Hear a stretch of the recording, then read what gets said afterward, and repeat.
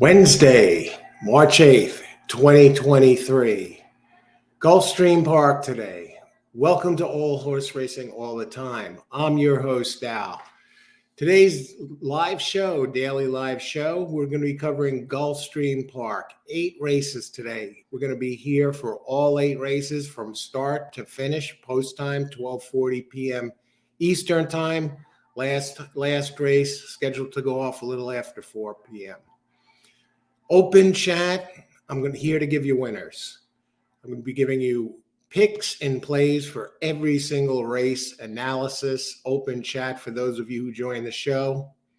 We got an excellent card today to kick off the Gulfstream week. Happy hump day, everybody. It's Wednesday. Weekend, suddenly a little closer in sight. So we have some races today. We covered Parks Monday and Tuesday, Gulfstream today, Gulfstream tomorrow, and Friday. And I've looked over this card. It looks like a solid card. I see some good opportunities there today. We had a winning day, if you joined us yesterday, at Parks, and we're looking to follow up with another winning day today. And Paco Lopez is in Gulfstream today. I noticed he was racing at Parks the last couple of days. He's been getting his clock clean, basically, in Gulfstream Park by all the big jockeys that are in town for the Gulfstream Park Championship meet. And I don't know, maybe he went to Parks for a little bit of a tune-up. He looked a little rusty there, too. It's like the other jockeys who are like, hey, you're coming back now. Now you're going to try and take our money. And he struggled at Parks. And I was curious, since Parks is racing today, if Paco Lopez was going to stay in Parks for an extra day and try and fatten up his wallet a little bit against the weaker talent at Parks. But Paco Lopez is back at Gulfstream today. And we're going to start looking at the card in just a second. We're going to look at some of the trainers' stuff. But first, coffee.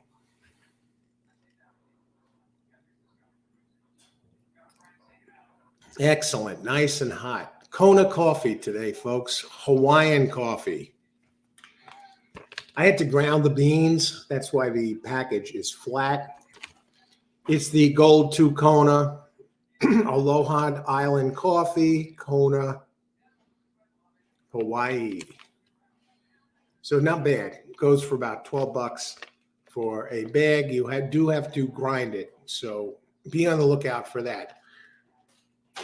We're going to look at some of the trainers here at Gulfstream Park today before we get started.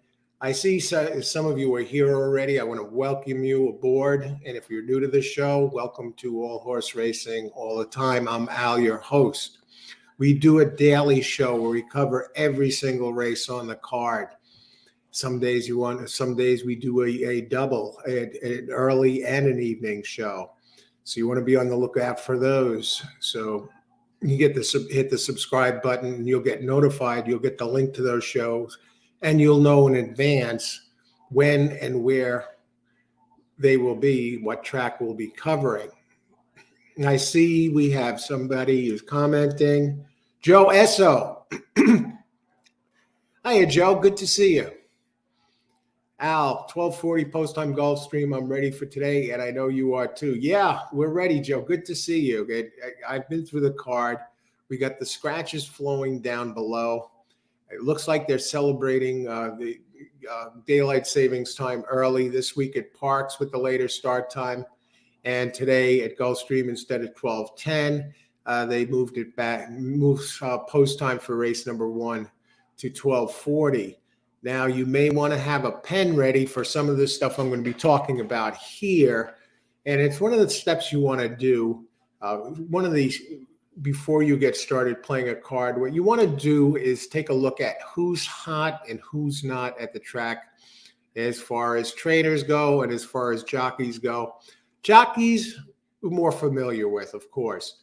And let me just get a link to this in case you want to open another tab in your browser yourself with this information. Rax, how's it going, Rax? Good evening. Hi, Rax. Welcome. Good to see you. Let's get it done today. Good luck today. Anthony Dixon is in the house. Anthony, how's it going? Hey, coach and everyone, let's do this. Yeah, we're ready. I've been through the card, and then I've been through it again after the scratches. The scratches are down below me, whatever adjustments what need be. I actually had the biggest adjustment for the scratches for me were the third and fourth race. Both of my top choices were scratched, but it's okay. We could work with it. I made whatever adjustments need be. In some ways, some of the scratches, they're not too many. A couple of them did help. I was glad to see some of the horses get out of there. It actually made things better. So good luck today, Anthony. Carlos, good morning, Al. I wish you the best. Hey, how's it going, Carlos? Good to see you. And good luck today. I'm glad you could join us. Thank you very much. And good luck, everyone, today. So let me bring this up. Okay, here's a link to Gulfstream leading trainers. I like to get everyone prepared because this is a page you may want to open up. You can just click on the link and you can have it in another page if you happen to be at a desktop or have an extra phone. But it's the leading trainers at Gulfstream, and it's current as of the start of racing today. Okay, so those are the link to the Gulfstream leading trainers. What I also have down below in the description area is a link to the Brisnet PPs. If you need PPs for Gulfstream or any of the other tracks that are running in America today, from this website, within the description area, you can get your Brisnet PPs for just about every race, most of the races across the country here in America. As long as you know the trainer or the sire of the entry of one of the entries in the race, you can get those PPs. And I got a couple of links directly on that page where you get almost all of them in one spot. So if you need to use that link and you need a heads up, let us know right here, and I'll tell you the best way to navigate that website, which is down below in the description area. Austin, good morning. How's it going, Austin? Good to see you. We got the Kona coffee going, Austin. Austin, devastating pick 4 player, pick 5 player, king of the pick 4, and Austin is in the house. We got the Kona coffee. Austin is the first one that suggested this coffee, and I'll tell you why. He picks his coffees as well as he picks his horses. Just outstanding. That's Kona coffee. It's the Gold Aloha Island coffee, Kona territory of Hawaii, Gold 2. Goes for just under $12 at Amazon.com. Good luck today, Austin. Okay, so let's bring up some of these trainers. You may want to jot them down. I do have a link in the comment area if you want to open these up. Everyone knows that Pletcher and Safi Joseph Jr., or just about everyone that follows the racing at Gulfstream somewhat closely, knows that those two guys are the leading trainers as far as victories go. Safi has 35. Pletcher, who had jumped down top, now second again to Safi with 34 victories. But it's some of the other names in this group who you want to keep an eye on, the sneaky trainers, the ones that are winning at a high clip. So Pletcher right now, he's over 20%, and so is Safi Joseph Jr., which is outstanding considering the amount of races that they've been in. And a trainer that is starting, who is just under 20%, William Mott is in the group there. He's third with 14. But I'm looking for some of these trainers that are really making a mark as far as victories go. Cassie got off to a really quick start. He's sixth, but now he's nosediving. His winning percentage has been nosediving over the last few weeks. So he's in a bit of a slump. But some of the ones to keep an eye on, Christophe Clement, 10 winners out of 35, including very strong with first-time starters, Clement. And Brian Lynch, if you see those, they're about the middle of the page. Both of them are over 25%. Christophe Clement and Brian Lynch. Chad Brown, you think winning right away? Chad's he's not really lighting him up here either. He's 9 for 58. He is hitting the board with 30 times on the board in 58, but he's doing most of his damage running second, Chad Brown. He's a little bit on the chilly side here as far as winning percentages go. And another one you want to keep an eye on, if you see Sandino Hernandez Jr., 7 wins out of 20 mounts, 35%. So there are a couple of sneaky ones in here, but the cream of the crop is starting to really take hold. Safi Joseph Jr. and Pletcher, as far as the standings go with these jockeys with these trainers over here. And what I do want to bring up is the jockeys for a second. We'll take a look at those.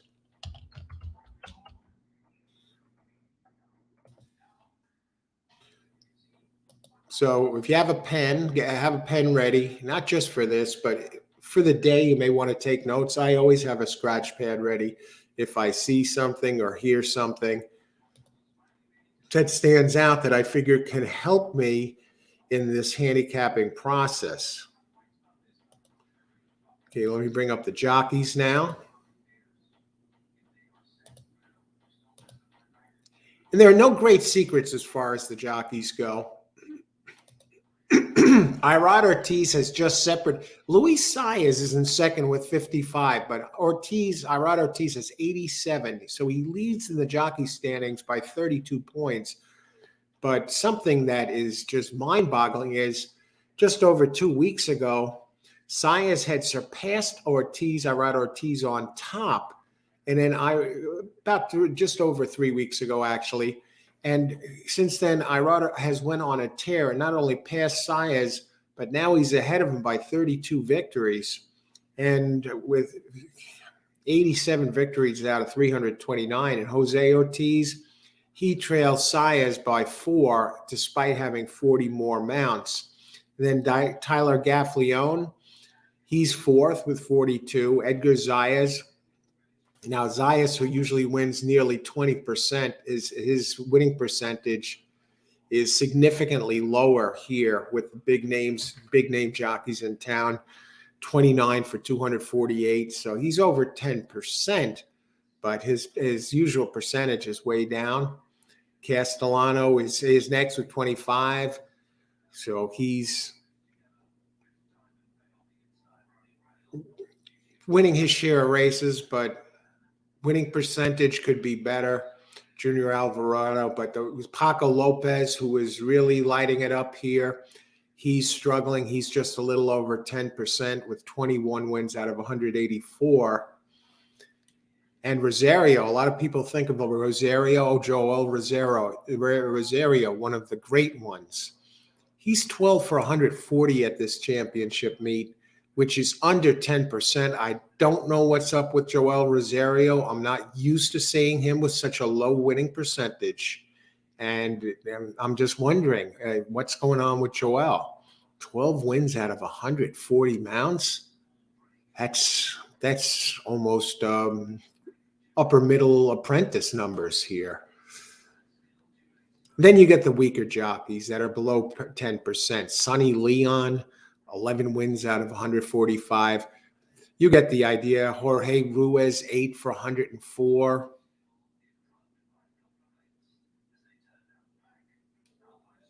Jose Morales, 7 for 116. And Chantel Sutherland is on the bottom. Chantel Sutherland, only 5 wins in 61 mounts. And she's on, I know it, she'll be racing here today for you Chantel Sutherland's fans. I don't know how anyone can be a fan of her riding at this point in this meet. But she's still getting mounts, but only 5 wins in 61 races, below 10%. So I see somebody else. Austin does have an early pick 5 here for us today.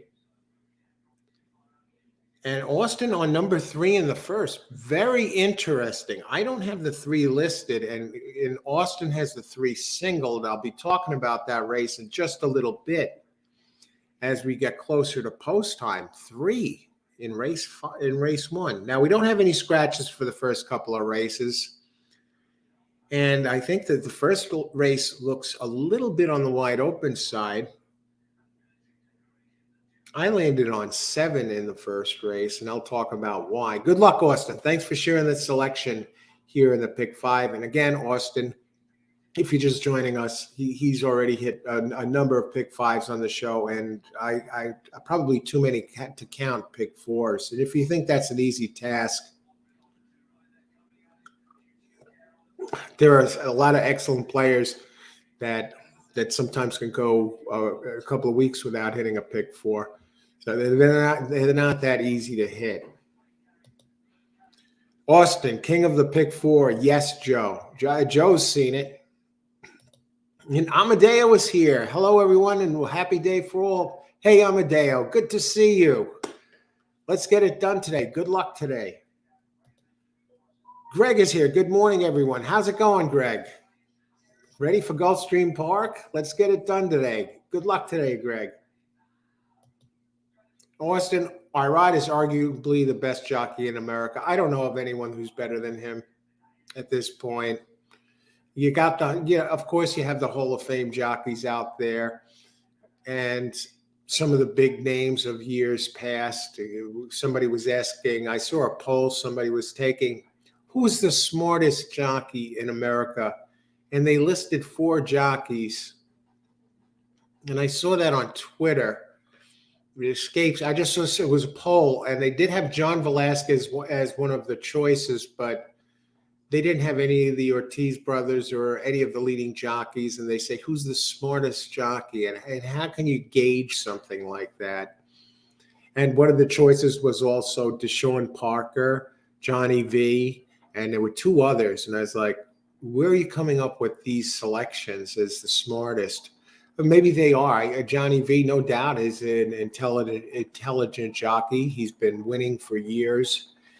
But how do you gauge that, especially when you have somebody like Irod Ortiz here? He's riding horses, and he changes their running style to suit the race like nobody I've seen. Sometimes he takes a front runner when it figures to be an early speed duel with some of them, and he runs it. He stays off the pace and closes with them. It's like he can push button these horses. So I think he's the best in America right now, for sure. Greg, I like the 3, 4, 7, 1. I do like 4 and 7, and now Greg adds the 1 into the mix. Austin has added the 3 to the mix, and we'll be looking at that in just a minute. Deshaun Parker. Yeah, that was one of the choices that they listed in that poll, and there were only 4. And they said if you have another one, add your own. And Deshaun Parker, a great winning percentage. He used to win like crazy, nearly 40% at Mountaineer. So you can't doubt he's a good jockey at the smaller tracks. But to put him in the company of some of the old-time greats, and especially and break it down to only 4 jockeys in America, and he's one of them is the smartest, Johnny V. And I'd have to go back and look at who the other 2 were that they listed. But yeah. So race 1. Oh, we have a late scratch.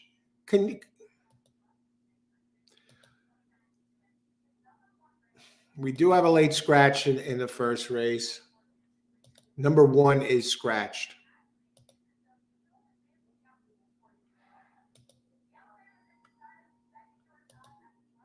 So I got to adjust this now.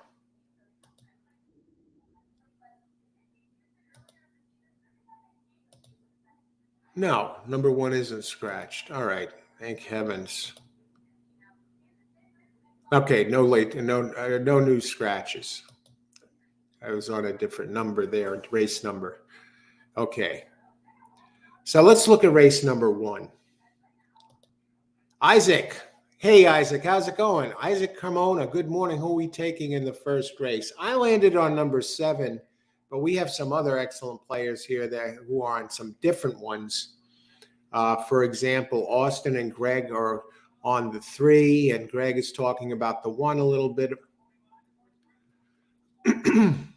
Yeah, I know.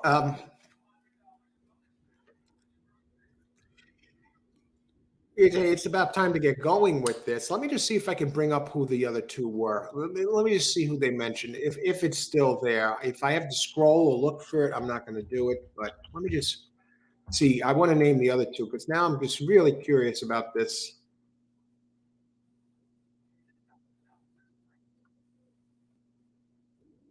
Who they picked here, and it looks like it's already slipped down the totem pole as far as posts go. I'll give it one more second. If it doesn't pop up, I'll just give you with that thought that they listed Johnny V and Deshaun Parker as their choice for 2 of the 4 smartest jockeys in America. Maybe they put the poll down. It wouldn't surprise me, really. All right, count down to 10. If I don't see it by then, I'm going to move on. 10, 9, 8, 7, 6, 5, 4, 3, 2. So many people have posted since then, and I don't see it. I don't see it. I do see a picture of Pat Day and Kent DeSormo, a young Pat Day and Kent DeSormo. That's kind of interesting. All right. Apparently, it's not there.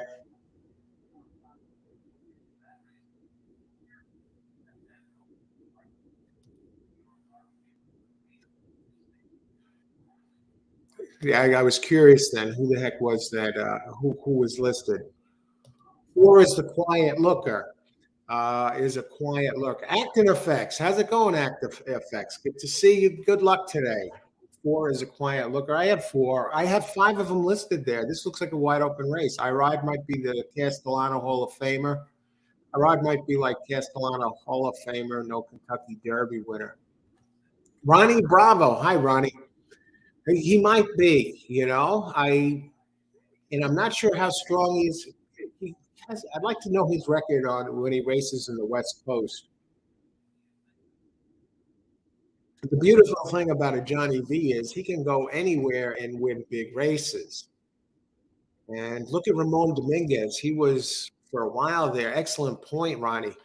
Look at Ramon Dominguez completely dominating the Naira circuit the way Deshaun Parker used to dominate the Gulfstream circuit, not the Gulfstream, the Mountaineer circuit. Ramon Dominguez always had the big winning percentage, but as far as winning gigantic races, he did win the Breeders' Cup with Little Mike, the turf course, the 1 year. But in the big races, he just was not really there. Maybe that'll change going forward. We'll see.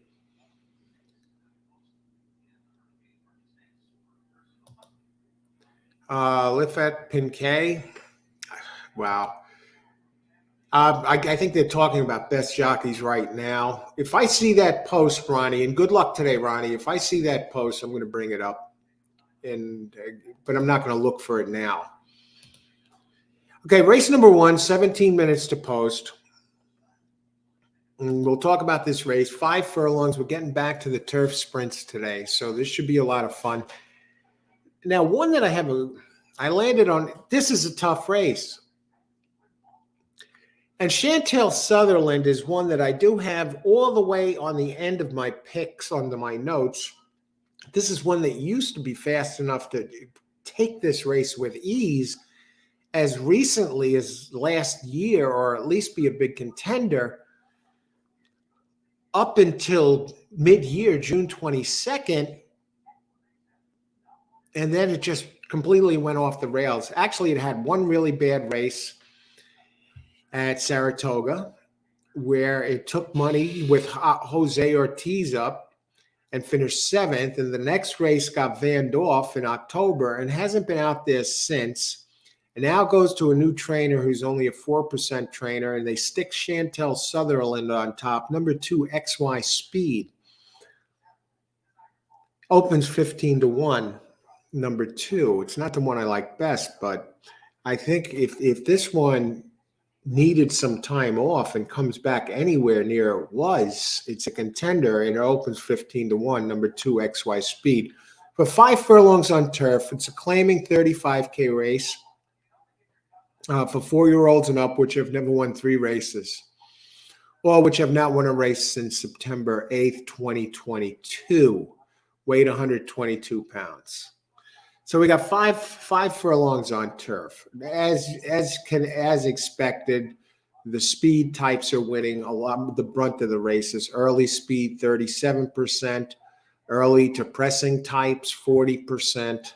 So that's 77% of the races. The closers and the late types, late running, late pressers are only winning 11%. No real edge as far as post positions to go, although post positions 2 and 3 are winning about 15%, whereas the other 3 are winning between 10 and 12%. So a little bit of an edge so far, and that's a sample size of 35 races. So it's not the end of the world. I could get rid of some of these up front, but who is the real speed of the speed here? When we look at it, it looks like discrete. It looks like the 8 and the 9 are really the speeds of this race. More so the 8 than the 9. But the 9 has slow numbers. But 9 has been running at this distance regularly and figures to be one of the front runners, Dr. Duke. So those are the main speeds. You talk about, some of you talked about 3. Number 1, for example, I heard number 3 mentioned, Little Juanito. It's been running at this distance, gets Tyler Gaffleone for a second race. Did show a little bit more speed last time at Gulfstream Park. It had been running at the West Coast, Del Mar, Santa Anita, Little Juanito. And so I expect that one to be a little closer to the pace today than in the past. And talking about the running style of Little Juanito, early pressing type, finished 4th. It was beaten by a couple of those in here, including number 4 and number 7 in the last race. Silent Flash. I'm just looking at that Dr. Duke. I'll tell you what. I know it opens at 20-1. But even this one has some numbers that fit if the other ones don't run their A game. This is not an easy race, I'm telling you. Now, we got 13 minutes to post. Now I'm going to talk a little bit about the ones that I like, beginning with number 7 and 8. I actually landed on 7 as my tentative top choice. I believe this one has better numbers to run back to if you go back to its Woodbine races. It's going second off the layoff. Got stuck dueling last time and weakened. That's the one thing that might be a bit of a problem but unless Irod adjusts on the 7 and hangs back a little bit on this 7 and doesn't try and run with some of the main speeds here. And the trainer is Martin Drexler. Drexler and Irod together are 2 for 4, 50%. Very small body of work, but Drexler is 19% trainer over 2,300 races, 18% here. And this one does have speed, but he doesn't seem to get the lead. He seems to run second. Look at his running lines. He's always running, the last 4, he's running second, right through the stretch, close, and really not winning. You got to go back to his Woodbine days, June 17th, when he did. Otherwise, he's He seems to be burning some money, a couple of money burns, but he does get the jockey upgrade to Irod for this race. And we're going to go down to number 8. You get Louis Saez on Discreet Tune. I'll tell you that 7.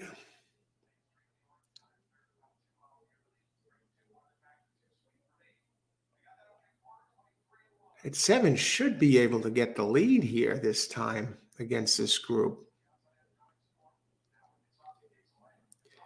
He might have some trouble with 3, though, as far as the early pace goes. But we're going to go back, and we're going to look at number 8 for a second.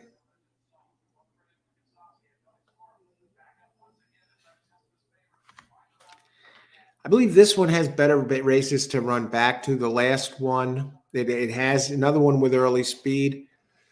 The last race was on the Tapeta, and Desget Luis Saez hasn't won in a while. I'm a little tentative now about this one just because of its last race. And it does get Paco Lopez up.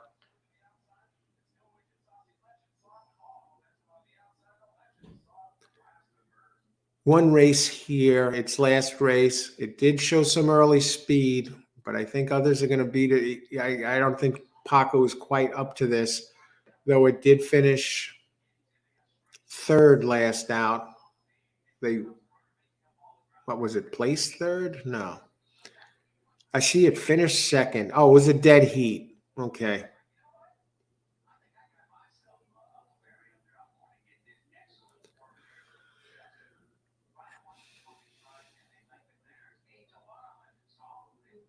It's hard to leave this one out, especially at 8.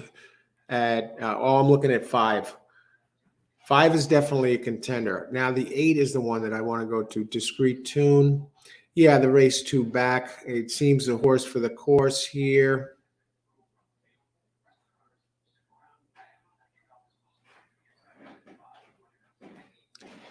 Very difficult race here.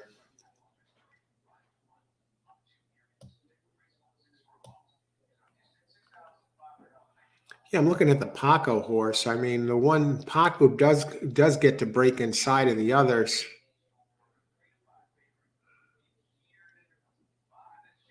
I'm a little down on the 8, Discreet Tune. So I'm going to get the 8 out of there. And the other one I want to talk about is 4. 4 seems to be in good form right now. 2nd place Machine gets Jose Ortiz. I mean, do you just go the Ortiz brothers 4-7 here? And some of you have talked about the 3.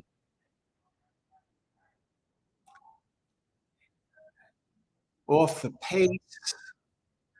I don't know if I can go there. Has run in G3 company. It was laid off for 15 months, and it came back and ran 6. Did it need a race? Little Juanito.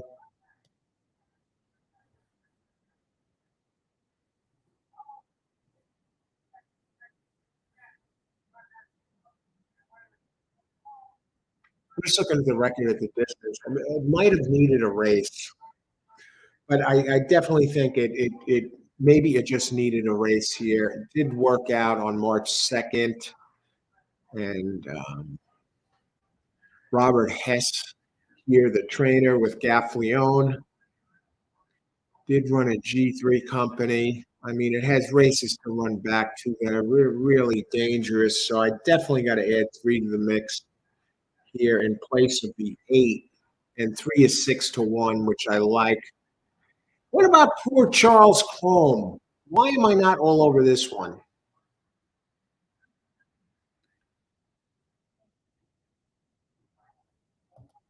I think it likes it longer. And it's a closing type. I don't want the one. I'd be more inclined to use the 2 if anybody. Okay, let's open it up. So far, I'm leaning towards the Ortiz brothers and the 3 a little bit. And Paco, I'm still on the fence about him. All right.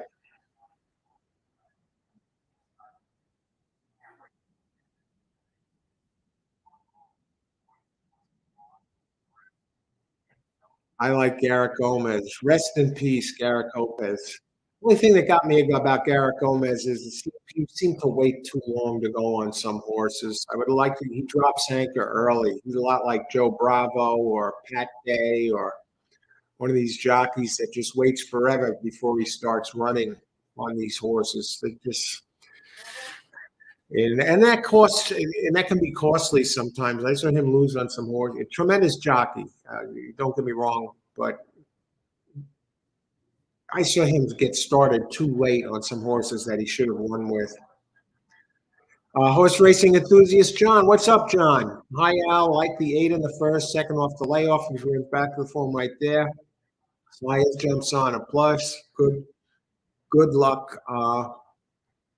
Good luck all. Thank you, horse racing enthusiast John. Yeah, I was on the 8 and I kind of moved off of them. It's a very hard race. I'm not sure how I'm going to play it yet. I got it spinning in the back of my mind. Thanks for joining us, John. Good luck today. Acting effects 4573. All right. Jose Ortiz. Good luck, acting effects 49. 9 has a lot of speed, Amadeo. I'm really curious what the odds are on the board. Dr. Duke 21-1. Problem is there's some other speed in here, but I think 21-1 is, I'll tell you, he has races that can win this. If you go back to the race at Parks, for example, is he going to win? Probably not. The jockey up is Jose Morales.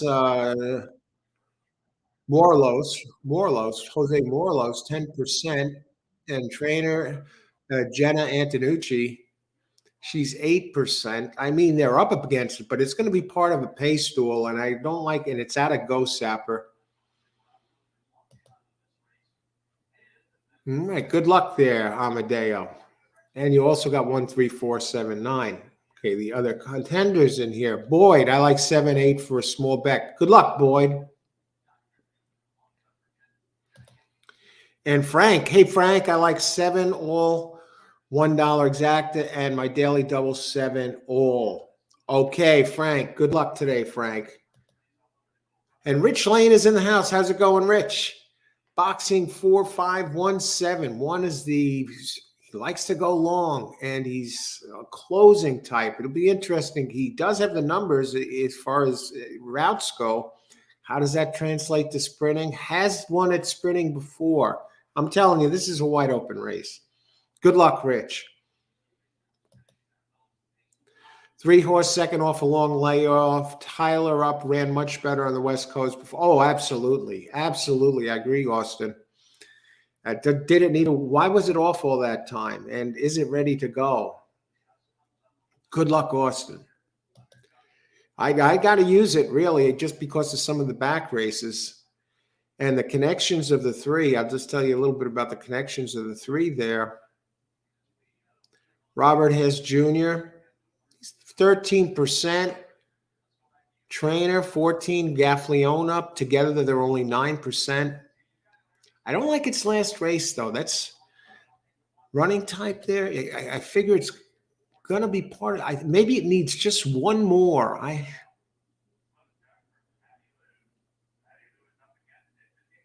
Maybe they just wanted a price. Maybe they're going to let this one loose today. Sometimes the trainers do that. And it's not like it got crushed. They lost by 4.5.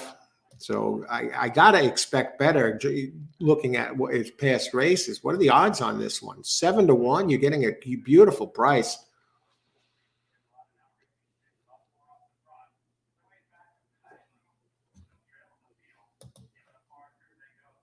Giacomo, 348, exacta box, 8 to win, 50. All right. Good luck, Giacomo. Good to see you. Let's get it done today. Joe, box 4, exacta box 4 all. Good luck.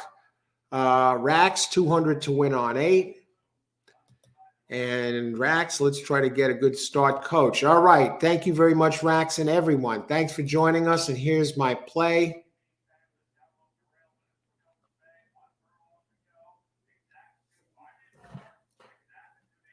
I just wanted to see one last thing here.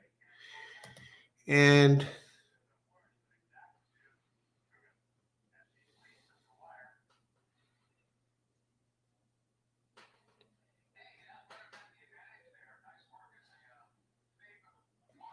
I'm just checking the speed in here one last time.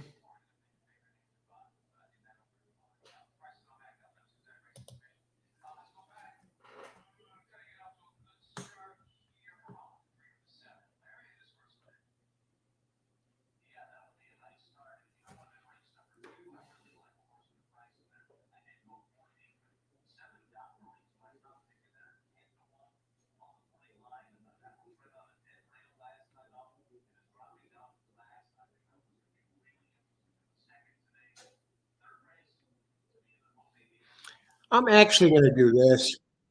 We're going to start with an early double.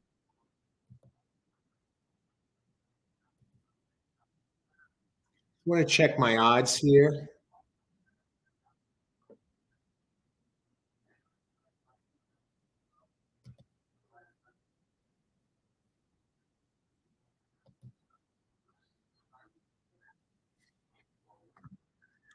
Race one.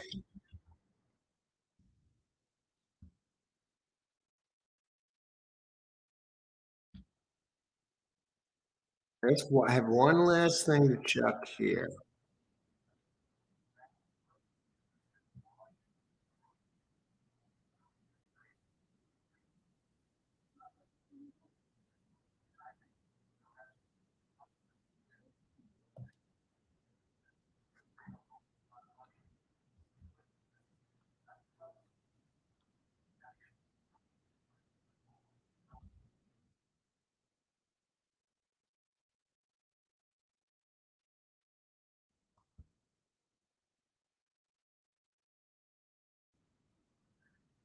All righty.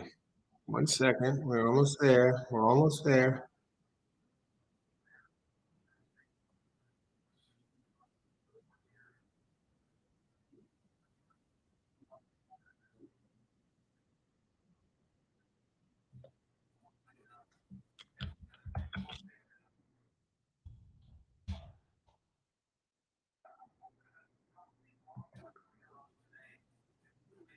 All right. First for play, I think that that 7 does have numbers to go back to that are dangerous.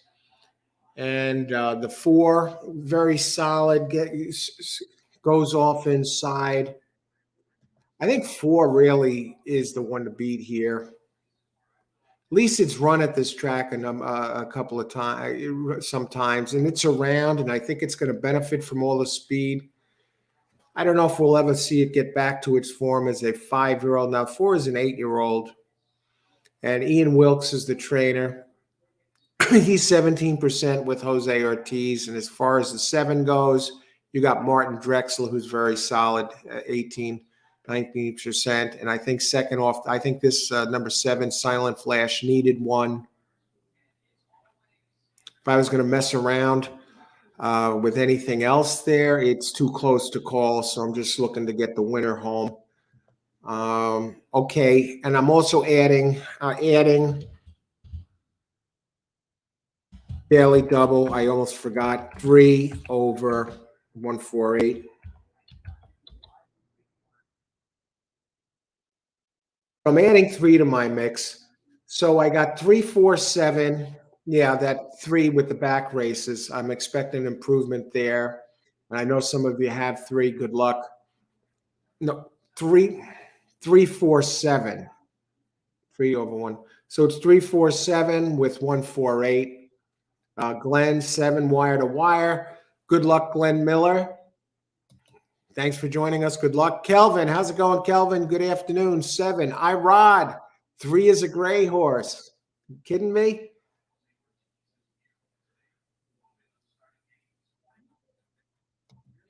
Okay, single in the 5. Austin, king of the pick 4, does have 3 single. Giacomo, 3. Good luck. We got everybody here, and they're in the gate at Gulfstream Park. Is this going to be another Ortiz show?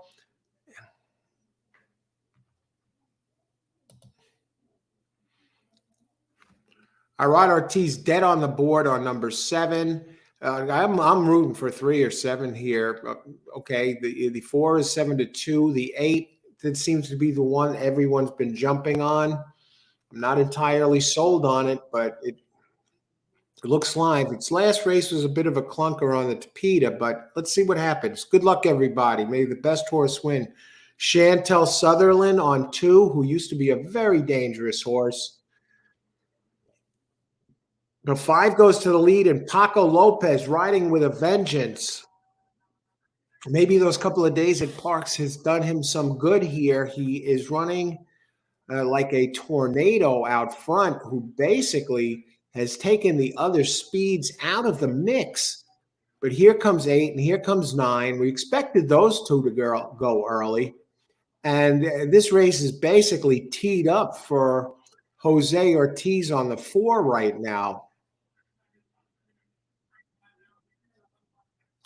Now we got 8 and 9, 8 and 5 heading for home.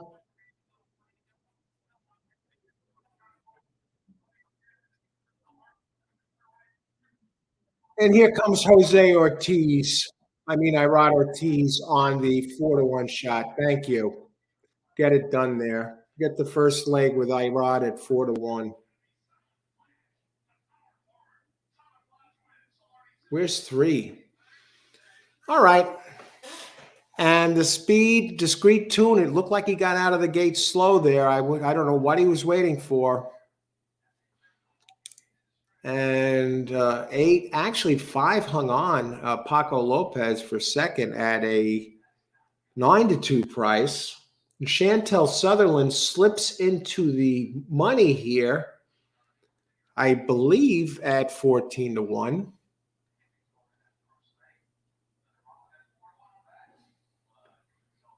Okay. We'll have a halfway decent exacta, I guess, of 4-1 over 9-2. And the payouts here,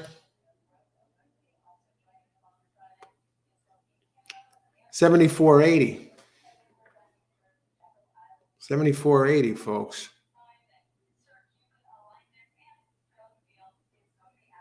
Wow. 74.80 for a 4-1 over a 9-2. You get that exact at Aqueduct, you're talking 21.80.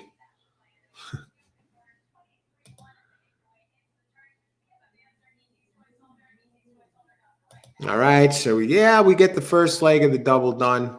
I did have the 3 in there too, so our next race, okay, so we get our rod there.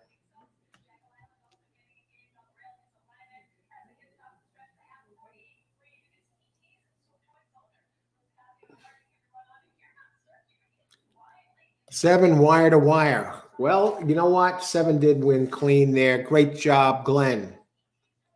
Irod adjusted again. We were talking about this when the show started, that, he has one that had a lot of early speed and he laid off and let the other early speeds duke it out. And then he came on and just took the bacon.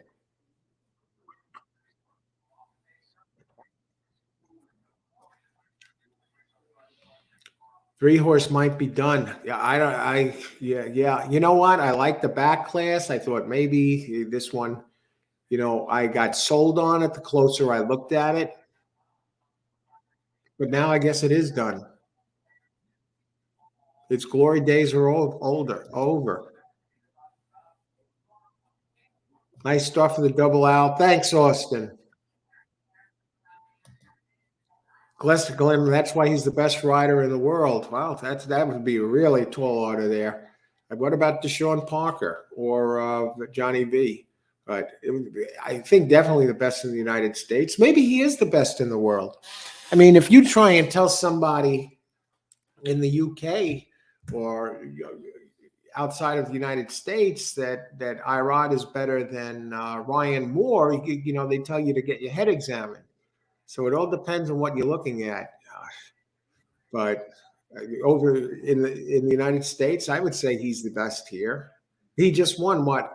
Did he just win the Eclipse for the second time in a row? We do have some ice water here besides coffee too. Green Cup, the color of money. I want to thank everyone for joining us today. And if you're just joining us, welcome to All Horse Racing All the Time. I'm your host, Al. We're here for all the races, open chat for Gulfstream Park today, right through the last race. So we're going to be out here for almost another 3.5 hours or so. So let's make some money and let's get it done here. Who else? Let's see who had this here. We'll go back to winner. I'd like to know what happened to the 4. Was the 4 anywhere in there? What happened to Jose Ortiz? Did he take the race off because he knew his brother was in it? Jose Ortiz, I'm just wondering about some of his riding. Some of his rides seem a little suspicious. Okay, who else? Okay, Rich, great job. Box got the 5.7 exactor in there. That's a nice exactor. That would cover that. And who else? 7 all. Great job, Frank. Great job. I guarantee you, Frank, you hit the daily double. Great job. Beautiful job on the 7. You didn't get scared off the 7 by the odds either, which is nice. Boyd, all right, right there. 7 gets it done. Good job. I don't know if you bet them both to win. If you boxed them, then I don't know. What did the 8 go off at that race? That 2 did pay $860 to show. So maybe that one's on its way back after that layoff. $860 to show on XY Speed. And 3 did go off at 14-1. Holy smokes.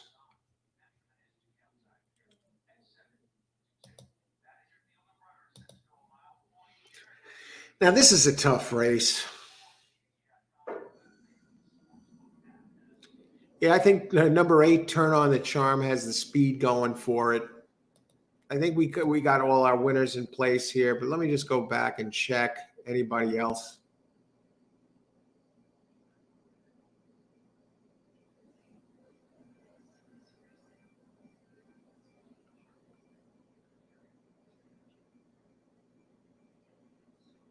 Okay.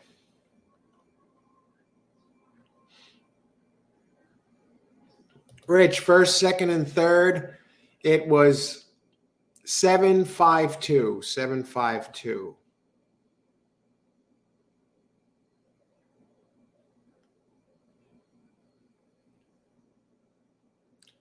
Acting effects. Had to, not a big win, had to box my exacta. Now, even if those were boxed, I mean, a 4-horse exacta box there would be $12 and you would have gotten back $37.40. So you'd make a quick $25 if you did box for the exacta. But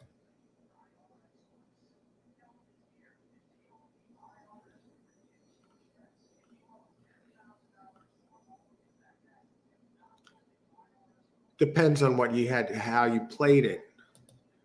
All right, we move to race number 2. Now, I landed on the 8, who opened at 4-1, and now is 8-5 on the board. The reason I landed on the 8 was the early speed, mostly. And I'll tell you about the race. We'll talk about the race. It's 7 furlongs, maiden claim 35K, and the purse 35,000. And for maiden fillies, 3-year-olds, weight 122 pounds. Now, Irod, for those of you wondering about Irod, who just won the last winner, continues his dominance. He's on a first-time starter for Rowan Crichton, who does win 18% first time out. And it comes off a workout on February 26th, 48-3, 4th of 59. Workout on the 19th, a week prior, 10th of 18, 102. So it looks like this one's gearing up. Does have curl and 2 back on the sire side.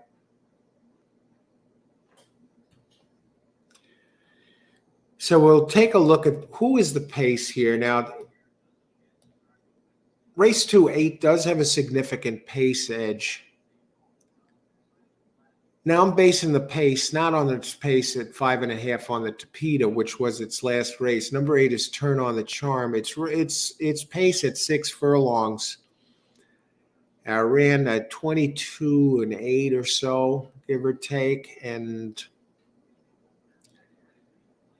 should be out front. I mean, it should be out front, but we got, Houston, we have a problem. What about the 1 and 2 who never raced? Let's talk about those. And I'm just going to give you some trainer stuff about number 8. Had Claudio Gonzalez as the trainer. Okay, that's a 20% trainer. And Angel Morales is riding the 8. And Angel and Claudio together, in 13 races together, they've won 31% of them. So 4 wins out of 13 races.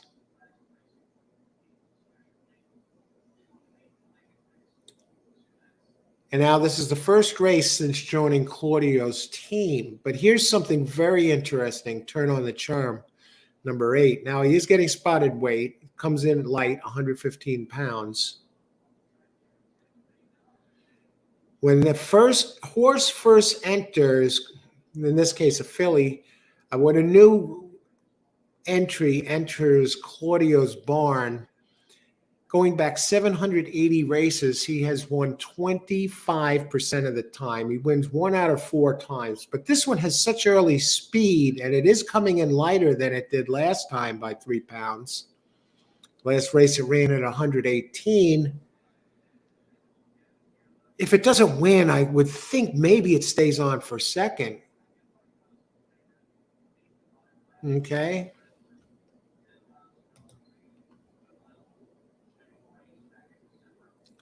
It closes okay, but it has the early speed edge. It's just going to try and run off and hide. Can anyone run with this one? Well, the 6 has some speed. We don't know what gets Kevin Krieger. Federline. Tapeta entry. Well, I'm not sure what to think of this one.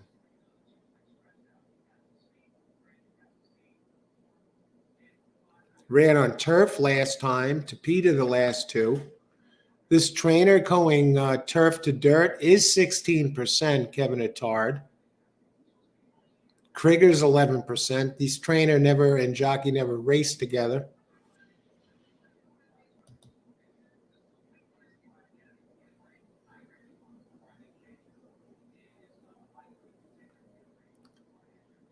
Okay, so I'm on the 8. Now I'm going to go back to the first time starter. We talked a little bit about that. What about good, better, best? This one never even raced in town. Does have some early speed. Open 7-2, Jose Ortiz. It's never raced here at Gulfstream. I don't even know if I want to go there. But it should be able to get the distance. It's not quite as fast as the 8.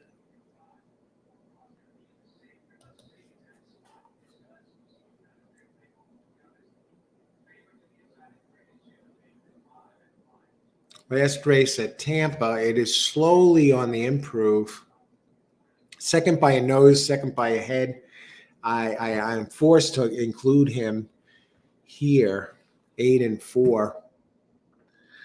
And 1, we don't know what to expect. The trainer and jock, Fausto Gutierrez, he's a 15% trainer, and together with Jose Ortiz, they're 28%. I think I'd take my chances with the 8 going to the front and box it with 1 or 2 others, or just move ahead with another, maybe with a pick 3 play here going forward. All right, let's open it up. Let's see what we got. Or maybe even a pick 4. Let's see. Now on the board, 11 minutes to post. How are these horses doing? The 8 is now 2-1. The 4 is 7-2. The 1 is 3-1. We're looking at potential chalk. There is number 2, the first timer. I will just say a word or two about that one. So over at Danny Kelsey Danner can win once in a while with a first timer. Sire is Dolphus, who has almost no new sire, almost nothing to show for it for body of work. Only a couple horses have raced, none have won yet. How's the workouts of the two?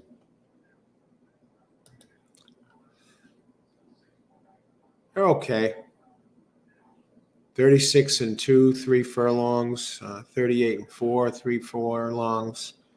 Gets Reyes up 10% with firsters. Jockey and trainer together 17%. We don't know what to expect of this one. 2 is an X factor. How far do we want to go with this? What do you think here? Let's open it up. Horse racing enthusiast, nice pick out. Thanks very much, John. Okay, Austin, that's okay. Pick 4 time, 1, 2, 4, 6. Yeah. Now, I like the 8 here, but just from the speed, early speed standpoint, and that 2 is that X factor. Good luck, Austin. But we've seen Austin do this time and time again, the pick 4. Good luck, Austin.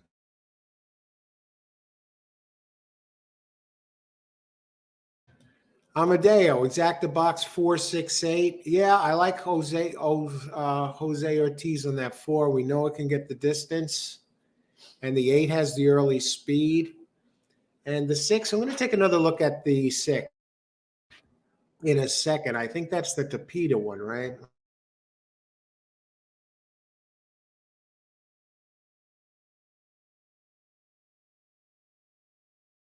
I mean, the 6 is the one. The 6 and the 2 are the ones, and even the 1 to an extent, the ones that make this race, I think, really a gambling race. Most races, when I have a body of work to look at from the entries, I don't see it so much as gambling as I do investing or setting things up and setting plays. But this race, it wouldn't surprise me if all of 2 bombs came in this race. Good luck, Amadeo. But I think the 8 is going to be first or second.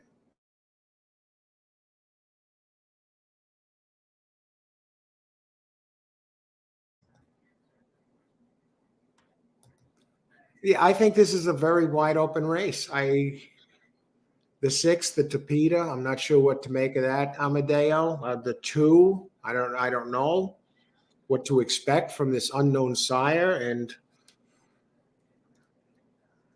8, Austin, you're playing against the 8. It wouldn't surprise me. I like the 8. I'm using it as a win player, but I didn't single it. I also have the 1 and the 4 in the double here. But I think it wouldn't surprise me if the 8 gets caught. I mean, that's no world beater. It just, who knows? Maybe the 1 or the 2 have more early speed than the 8, and that would really negate it. Good luck, Austin. Acting effect 674. Let's get in all sorts of entries here. We're going to take a look at the 7 for acting effect in just a minute. Good luck, acting effects. Good luck, everybody. Amadeo, Austin, all your selections here. Acting effects, boxing 4861. Good luck, Rich. All right, let's take a look. I want to look at the 7. We've looked at the 2s. Let me just go to the 7 here while we're at it. I mean, if seven's best race was the first race it ran of its career, where it finished 5th, only 4.5 back at Churchill Downs, and it's been all downhill from there. 7, Dot Marie from Edward Caramori. Sonny Leon, one of the real low percentage jockeys in this place, 10%. Paco Lopez did finish 2nd, though, made a good effort this first race. I still don't know why. I did win the first leg of the double, but I'm a little confused why the 8 showed no speed. And I'm a little confused about why 4 didn't do better than that. I thought the race really set up for 4 there for a second with the late dueling speed. But 5 got an early jump. Nobody pressed him early. And then when the 9 jumped in and the 8 finally started to show up, I don't know if they got stuck in the gate or had a bad start, but 4 was right there following the speed, and I thought it set up perfect for 4. So I'm concerned about the ride by Jose Ortiz on the 4. And I'm also a little puzzled by Saez and the 9, Saez and the 8 and the 9 not coming out quicker last race.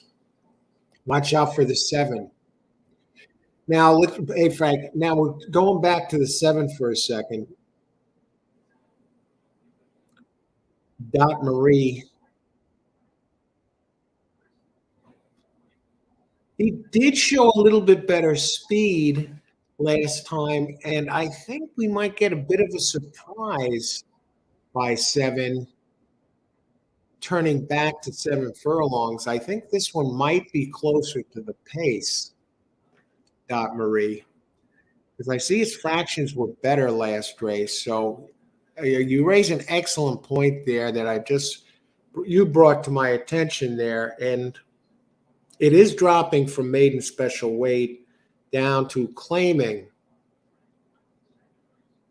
And when they drop in class, this trainer, Eduardo Camarati, let me just bring up this trainer, get some numbers. How is this one dropping in class? Sometimes you got to play the trainer as well. When he drops in class, he does win almost 20% of the time.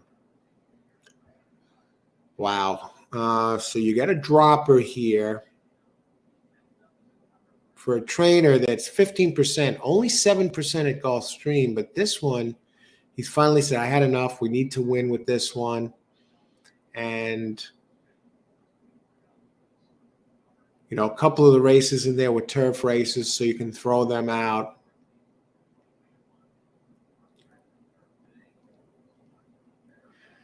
And this one has some speed. I think we might see this one as part of the pace.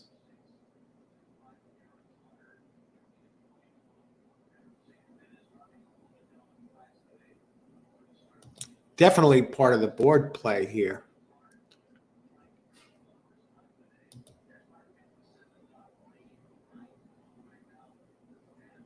Yeah, look at that. It has been working well. I think we're going to see this one as part of the pace, Frank. Actin Effects, yeah. And Actin Effects is on that 7 here. This looks like the Irod for the first few races. I don't know. I think this is a very tough race. But, yeah, it very well could be. It sets up for him here. He's on a very live firster. When, let's see, exacta box 4, 5, 6, 7, 8. It's that type of race, folks, where sometimes, what kind of prices are we getting here? On 7, we're on 10 to 1. 8 is now 7 to 5. That's too low for the 8. That's too low for the 8.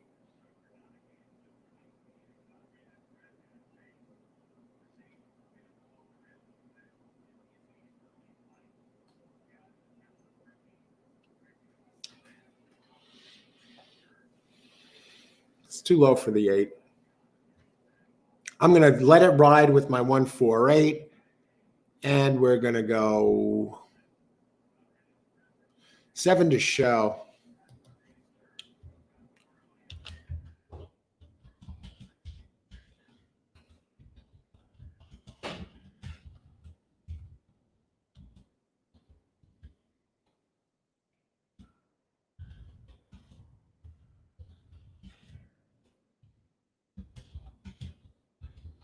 I think this is wide open, but I believe we're going to get something good out of the 7 here.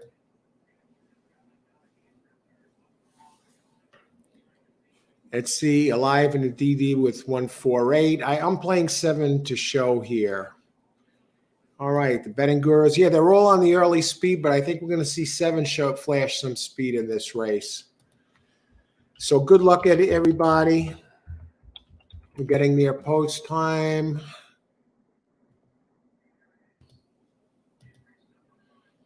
Two is walking around. We're not sure what to expect from the 2.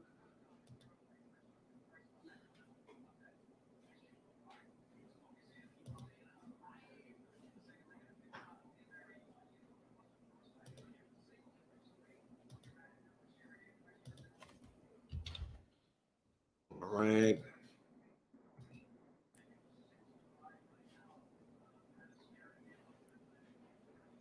I think this race is wide open, folks. That I just like the 7. What I've seen of it so far, that I think it has a good shot to hit the money. I believe it's going to be on the board. We know it can get the distance. We're getting a price. And I still got the others. It doesn't interfere with my, he might interfere with my daily double. Who knows, right? Good luck, Amadeo. 8 is the speed, but we don't know what to expect from 1. We don't know what to expect from 2. The first-time starters. The 4 has shown its hand a bit. It reminds me a little bit of the 7, but I like that the 7 has run here before. And we go back to the works we just looked at. It showed some speed last time going longer, so I like the turn back. And we don't know what to expect from 6. Federline, who showed really fast fractions on Tapeta in one race. And it's never raced on dirt. It's been on turf and Tapeta. We don't know what to make of the 6. And for you Chantel Sutherland fans, we have Chantel on number 3. Gratia, 20-1, now 29-1. How does the Gratia stack up? Is this the race for Chantel? Well, the last 2 races were turf routes.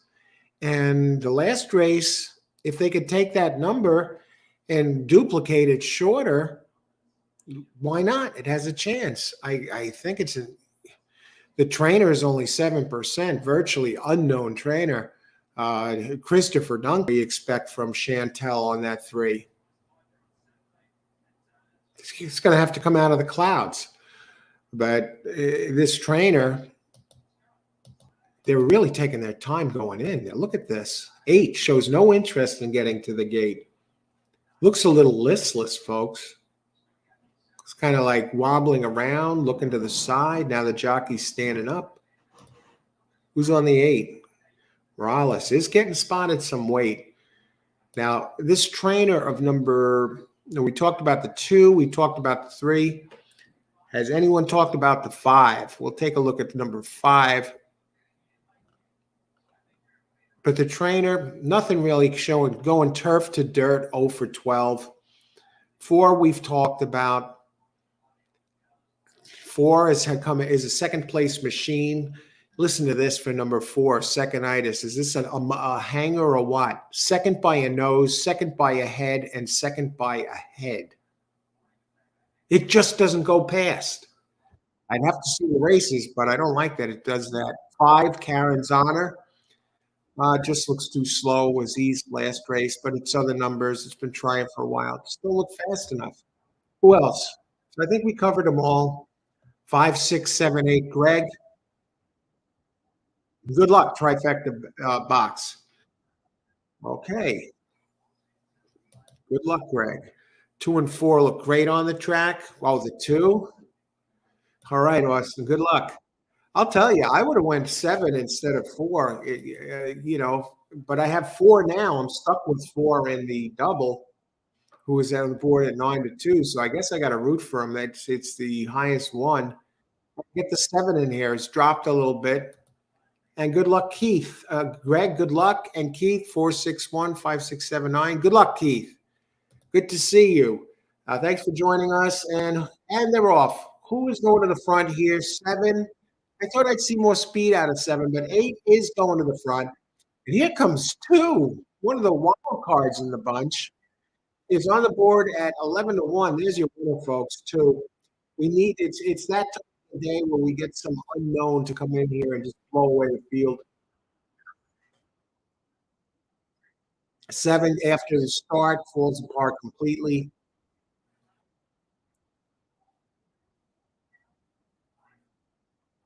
Where's ironic? Is it me or am I not seeing number 1 anywhere?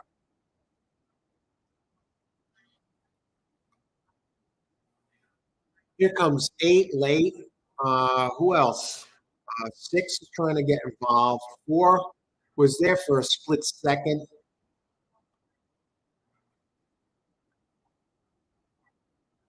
And now seven is coming, but I got to think seven is going to get in there.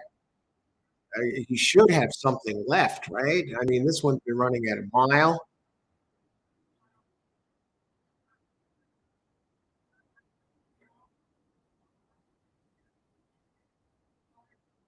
Don't catch him. All right, we get the double and we get the show. All right, that's how to do that. All right. I'll tell you, the five surprised me with the second place finish at 40-1. Good job. I know some of you have them. Maybe you have 8-5. I hope I see that.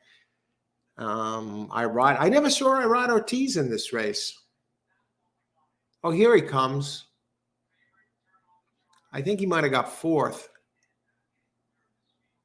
So we get the show play and we get the double. Tell you what.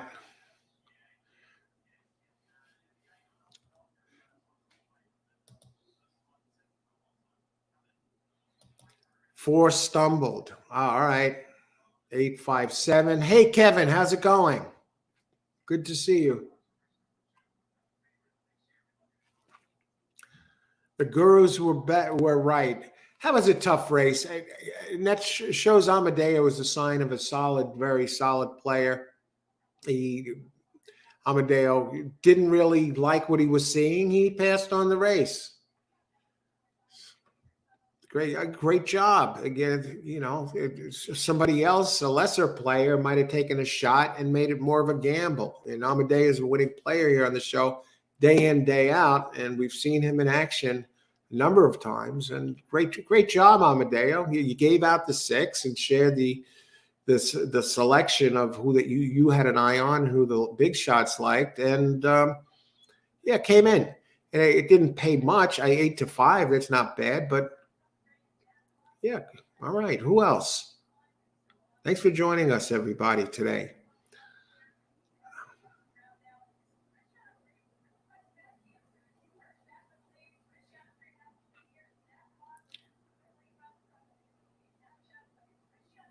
Now look at this. Look at this. Greg, 5, 6, 7, 8 exacta and trifecta box. I love this. Great job, Greg. And I think 6 got 7. Okay, 7 got third, 5, 6, 7, 8. What a beautiful trifecta. Wow. 8-5. Let me look at this exacta price. That's $159, and you got an 8-1 in third. Beautiful. Greg makes the first major mark here on the show here. And you actually backed it up with a 4, 6, 7, 8. But you had it covered beautifully.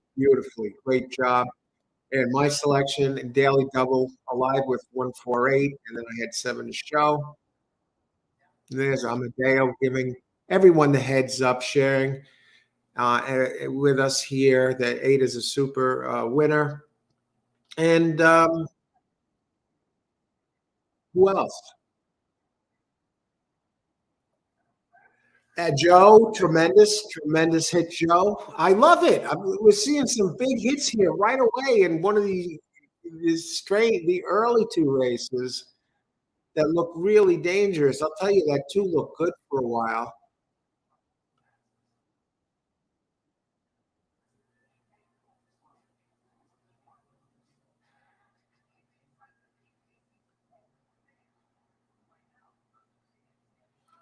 All right. I think we're caught up here. All right. Let's get some payouts here. It's official.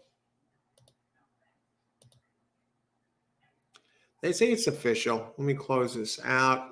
Wow. We're 1/4 of the way through the card already with this 8-race format today.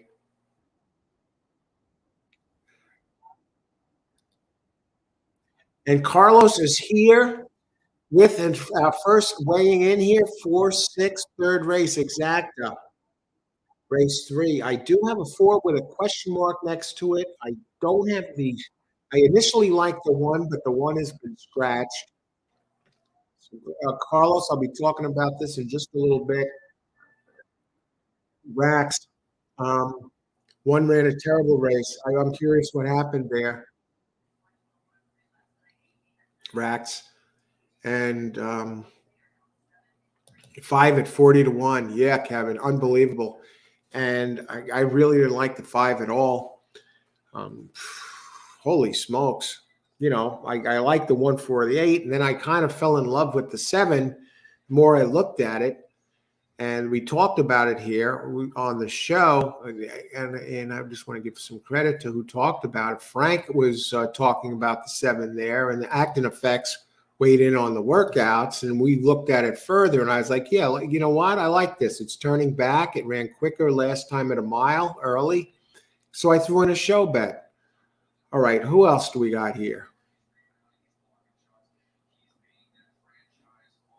Joe, great job, Joe. I see you smiling down there. Excellent. Excellent. Leloy, how's it going, Leloy? All right, let's take a look at this. Do we got prices yet? Finally, 7. I doubled my money, so I got it a couple times. $8, made $4 on that. Extra $4 in that daily double, 48.80. All right, so we're in good shape. We're up after a couple of races. So we move on to race number 3.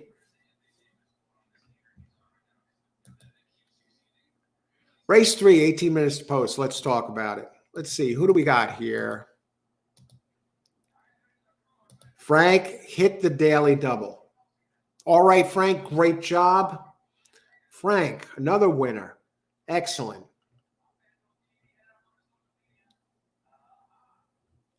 Trying to get everybody.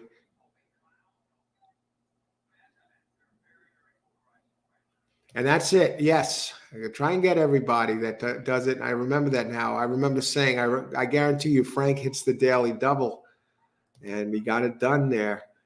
I guess. Great job. What I like is you got it done economically with the single in the first. And Carlos. All right. What do you like for the third race out? Carlos, I'm going to talk about that right now. I'm glad you asked. Boris, hello, coach. I've missed the first 2 races. Are you winning? Yes, I hit the early daily double, and I added. My only play was the show bet in the second because it looked wide open. So I hit the double and did hit the show on number 7, which paid even money for the show bet. $4 return for $2.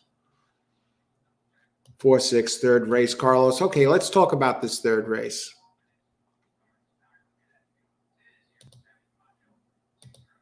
Race 3, 1 mile and 70 yards. Now we're on the tepi to this race, folks. Which is the Polytrack, the all weather.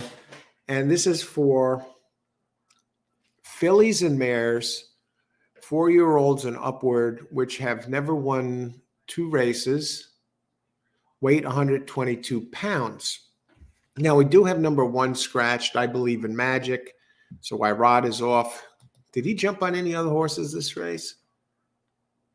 We had Chantel Sutherland in the first 2 races. We have Paco Lopez here, back from his couple days in Parks. And he did finish second in the second race.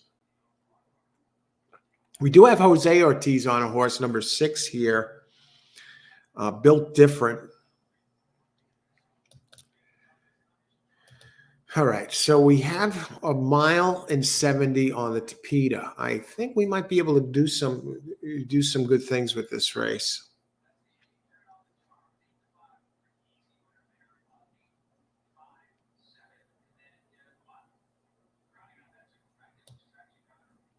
Interesting.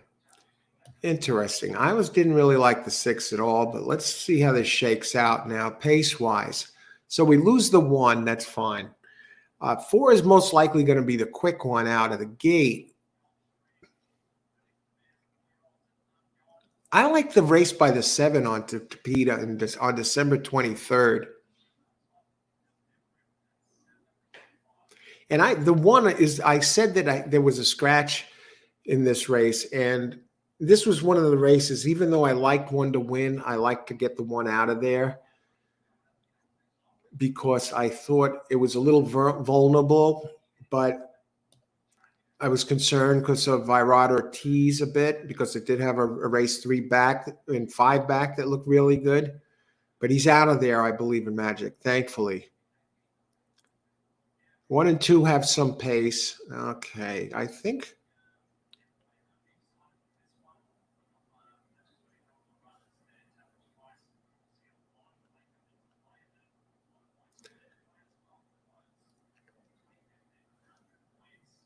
I think 7 and 8 are big players in here. Actually, wait a second. This is race 3. Okay, let me just make sure. Okay, wait a second. Not 7 and 8. I don't think 6 is a player in here. I know Jose Ortiz is up, but I don't think 6 is a player at all. I think this is a race to beat this horse. Built different. Okay, you got the solid trainer, D'Angelo, okay? And he's 20 in 60 races, he's 28% with Jose Ortiz. But that's where the love affair ends. I'm not thrilled with the races it ran on Tapeta. It did win in March on Tapeta, but that was no world-beating race. That's no world-beating race. So I like the trainer. I like the jockey. I don't like the filly. Nothing personal. I don't like her races. Let's put it that way.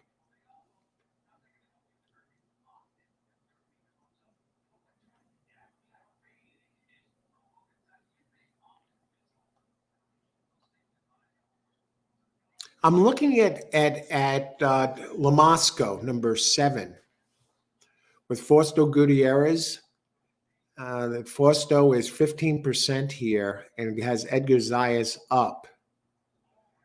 And what intrigues me is the race 3 back at 1 mile and a 16th here, where he finished 4th in an optional claim, 50 optional claiming race.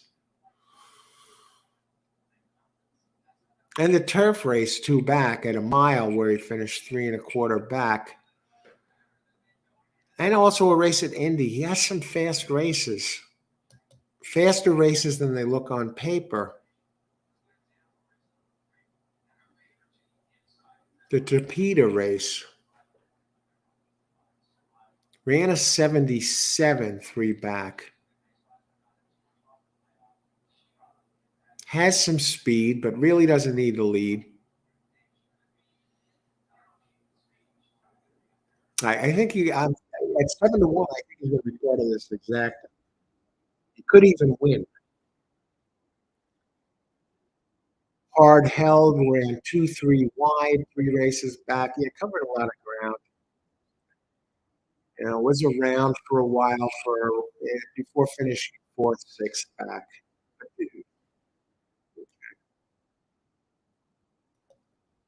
So 7, I definitely like 7, and I have an underline next to it too. The other one that I find a little interesting is 5, High Vibes, with Christopher Seals, the trainer. Sonny Leon up. They're 0-5 together, but they're usually in the money, 60% they're in the money 3 out of 5 together. They just haven't been in the winner's circle.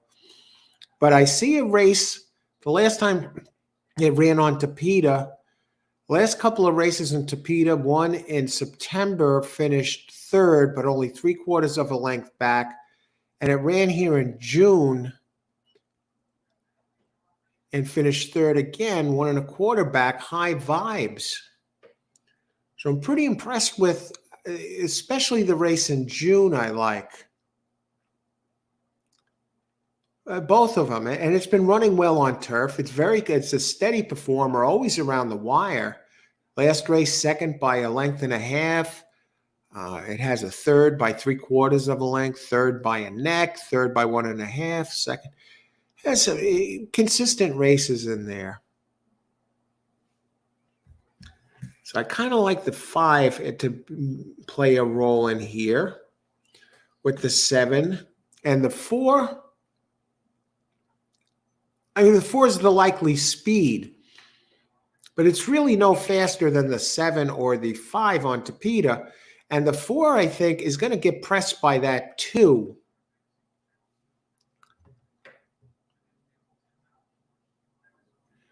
And the 2,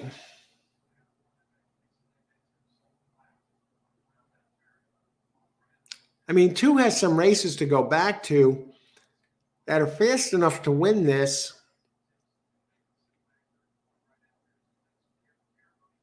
on Tapeta. I mean, last February at Turfway Park. Ran third, lost by 3/4 of a length last race. It comes out of the same race, 2 and 4. February 16th, Gulfstream 7th. The 4 finished third, 6 back, and the 2 finished 8 something back.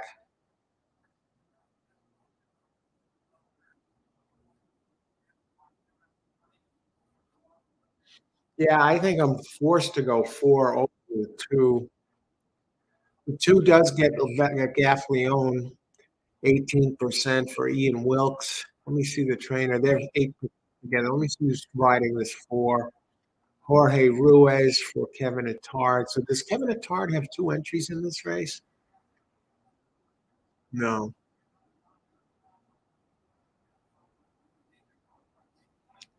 I'm thinking 5-7 here. Just come in and get this over with these 2. I'm not on the 6 at all. That's my news. Let's open it up. What do you? 6 is 6-5. I'm not seeing this.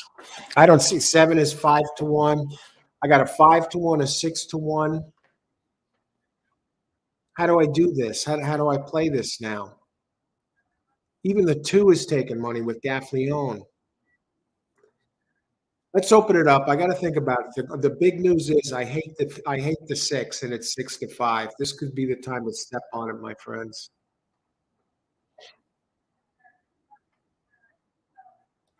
What do you think about the third race? I like 5 and 7 best, but I also like 2. I think I like 2 and 4. And what about the 6? I talked about the 6 with D'Angelo. How does the 6 figure in the pace? We're going to go back to the pace for a second. Built different. It's going to have to close.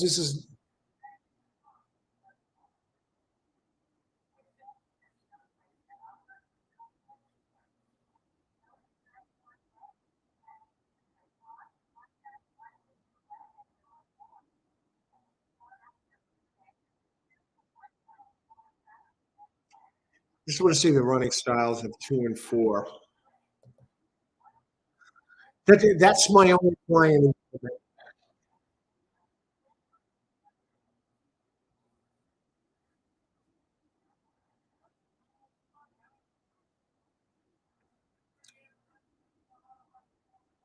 What about 3?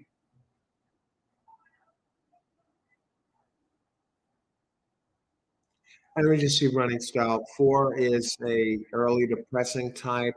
2 is the same thing. I'm pretty comfortable. Maybe just boxing 3 of these damn.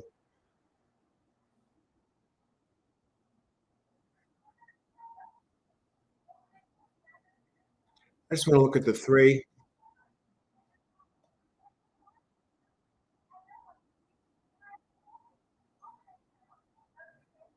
Nope, can't use it.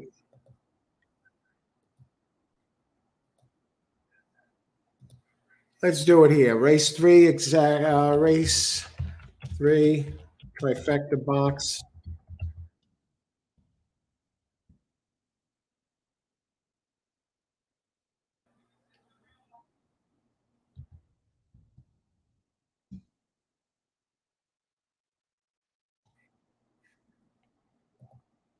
All right. Okay. We'll go off here. Race 3, trifecta box 2, 4, 5, 7. Glenn, I like the 4. For Glenn, 4 is most likely the speed here. And that's the only reason and 2 could have some speed, and 6 might show a little bit of speed, but not as much as the other 2. I just see 2, 4, 5, and 7 as the fastest ones in this race. And that's taken into effect the paces of the races, ground covered in their races, including races they ran wide and covered more ground, and the trainer percentages. 6 is taking the money, and I understand that. I understand it because it's Jose Ortiz. It's Jose Ortiz, and it's D'Angelo, the trainer. But by overall speed, Jose's going to have to beat these guys on his own because I don't think he has the filly to get the job done here. But good luck. We'll see. 3, Leloy. Good luck, Leloy. You're going with a 3 to place. All right. 6 is currently 15 to 8 fave in a UK betting exchange. Boris. Okay, thanks for that update. We get the UK betting exchange from Boris here. Came off the deck, turned it around, had a winning day yesterday. Boris, very solid player here. Be interesting to see where Boris goes. And it's time for the Rainbow Six. And oh boy, this moved before I actually got it in here. Pick 6, play 4, 6. And 1, 2, 5, 7. 1. I do have 2 with the scratch of the 8 next race. 2, 5, and 7 are the 3 that I like in that next race. In the 5th race, 1, 2, 8, 11, 6. All right, we'll have to look at this. 6th, I'm between the 1 and the 5 there. I have a comma, so which means I'm pretty much torn between the 2 of them. But I think the 3 could be dangerous in that one race. But good luck. Good luck, Austin. Rainbow Six. James White, 3, 4, 7. All. 3, 4, 7. All try.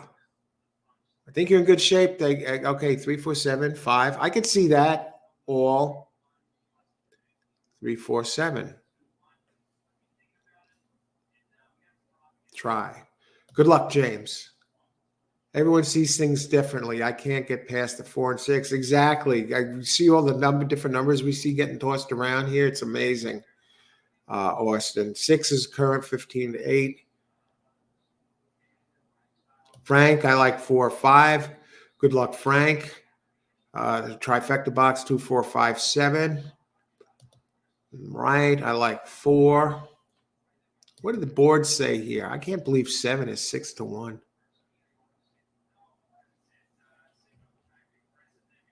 Even 5. Let's look at the pools for a second. I can't believe 6 is, I got to tell you, the 4 is taking a lot of money.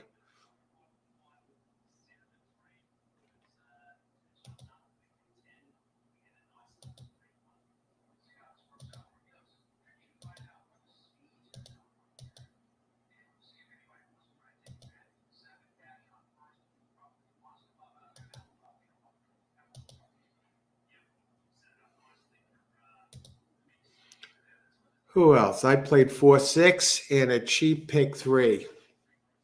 Good luck, Blakeney. Blakeney, how's it going? Oh, Boris, that's right. That's right. I remember you saying that now.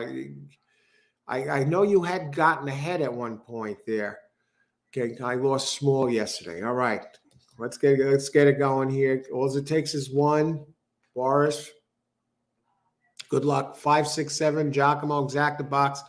50 to win on 7. Good luck, Giacomo. That's who I like best here is the 7. Slim 7, though. I think if the 7 runs its race, it's dangerous. They are hammering the 4 to place with the most money. Wow, awesome. How many minutes? 0. Now, 4 is the favorite. No, second choice.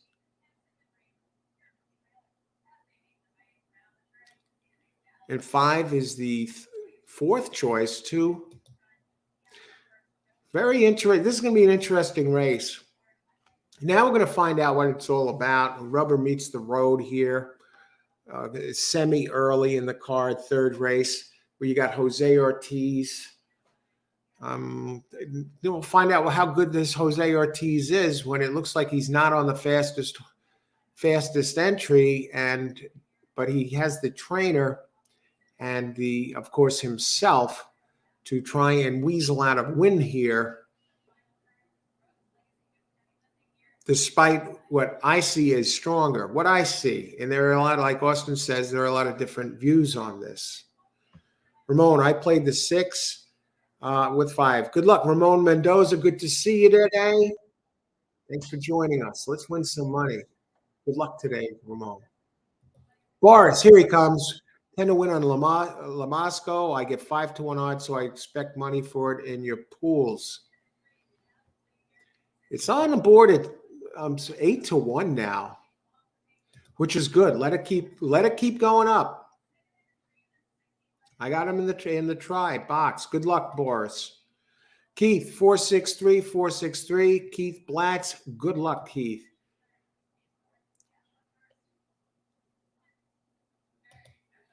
Good money for 7 in the UK, 4-1. Then I expect this one to drop like a stone once the board opens. Now 7-1 here. Just went down a tick. And there's my play here. 2, 4, 5, 7 box.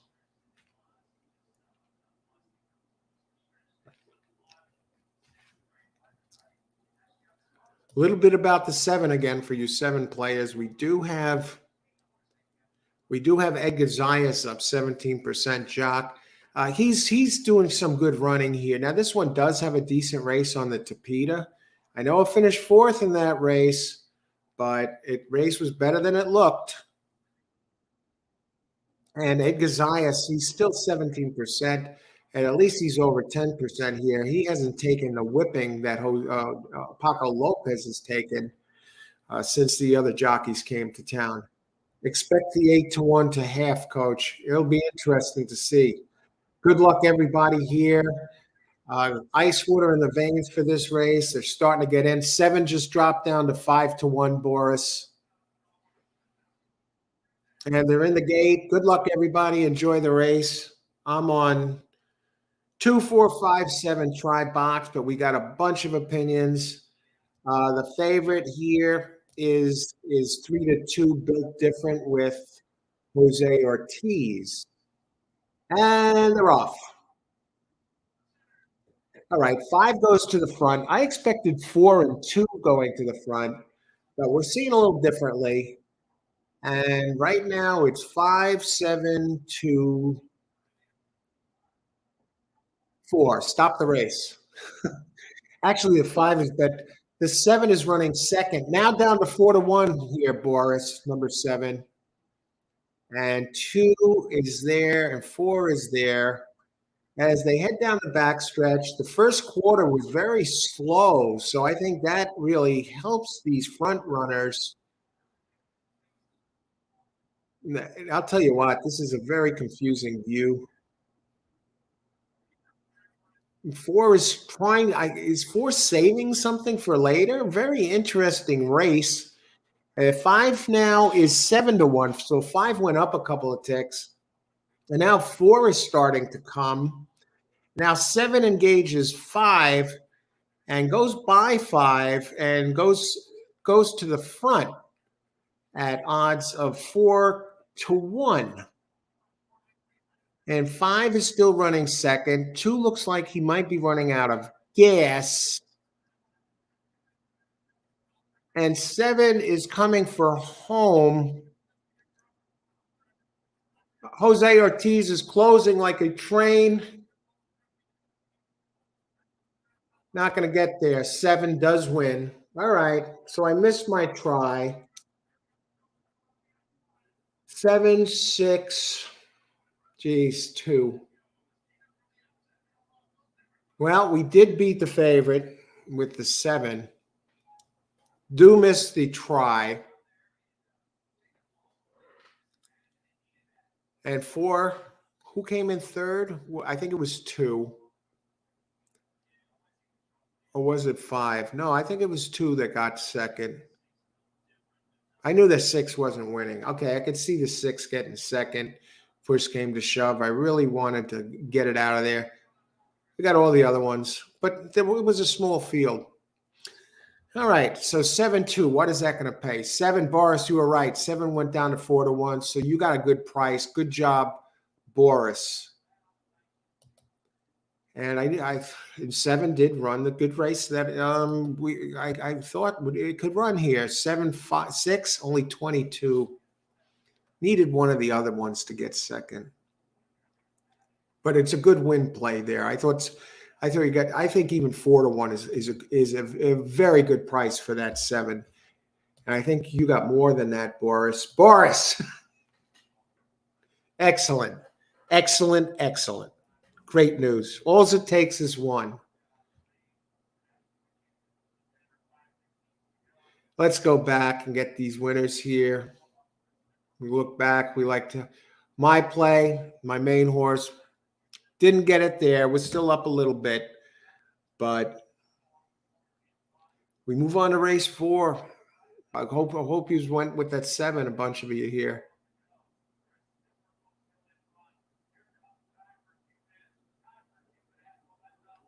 Who else?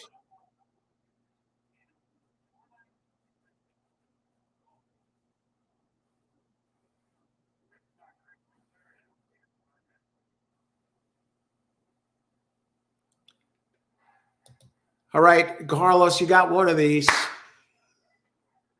4627. All right, you got 7 in there, you got 6 in there, you got 2 in there, and you got 7 in there, 6 in there. One of these came in. Good afternoon, Irene. Good to see you. How's it going? Good luck today.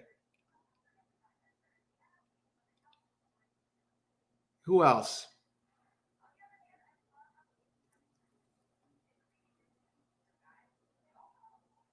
Giacomo. 567, 50 to win on 7. Great job, Giacomo. Excellent, excellent, excellent. Got that 7 home. And then Boris gets excellent odds on there, 5-1. Great job, Boris. You know what? It did turn out exactly half that, Boris. You're right on the money about that. Great call. It went off at 4-1.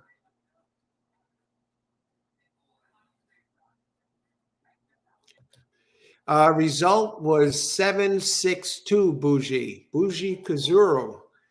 Good afternoon, Bougie, and good luck today. Thanks for joining us. Hope you got that. And Kevin, right on it. Thanks, Kevin, for sharing the results. Thanks, everyone, for joining us today. We got 8 races today, folks. So 5 races left. And Giacomo, yes, and Boris. Great job again, Boris. James. All right, hope you did some with that. Austin. Ah, damn, you're on fire. All right. Well, we got 4 races to go. I'm ahead a little bit from the daily double in the show play earlier, but I just whiffed on a 50-cent try box. So I put a little bit back, not much really. But I did call the 7. I did say that the 7 was the one to beat there, and that one did win. And let's see what happens. We got some races to go going forward. I'm going to be back in a second. I got to get some ice for the water. And if you're enjoying the show, enjoying the show, and you want to see more shows like this, feedback is appreciated. There's a thumbs up button down below. Click on the thumbs up and the subscribe. I'll be back in just a couple of minutes. And then we got 4. We still got 5 races left here. Wednesday. Happy Hump Day, everybody. Let's get this done. All it takes is one in racing. And congrats to all the winners of that last race.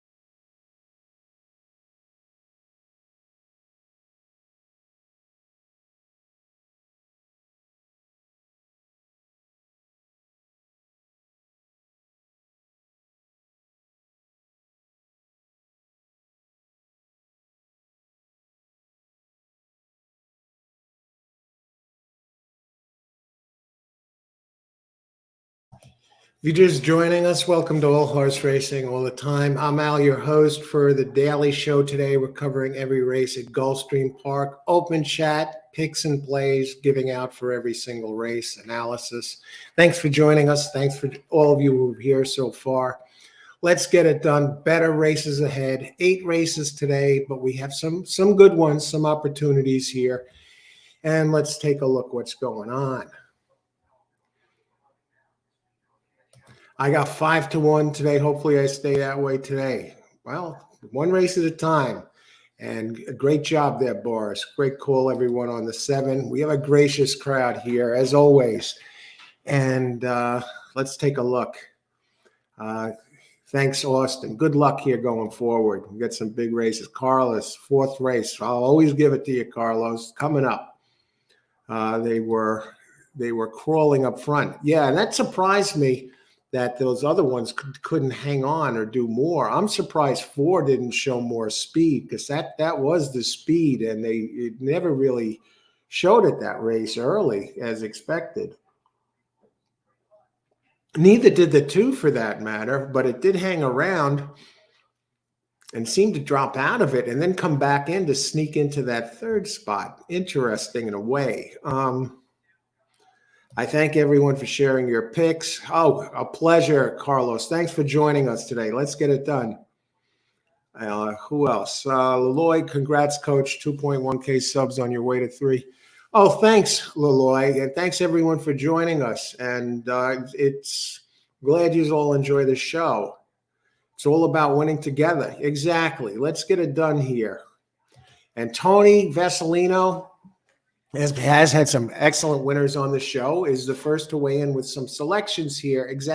Well, Austin did give his multi-race plays picks, so he had some selections for this race. And Tony, 2, 4, 5, 7. I'll tell you what, with the scratch of the 8, I really like the 8, and now I'm leaning a little bit towards 7 here as the main player. I have 2 with some question marks and 5 also. And so I'm on 2, 5, 7. We'll take a look at the 4, and we'll look at some of the others going forward.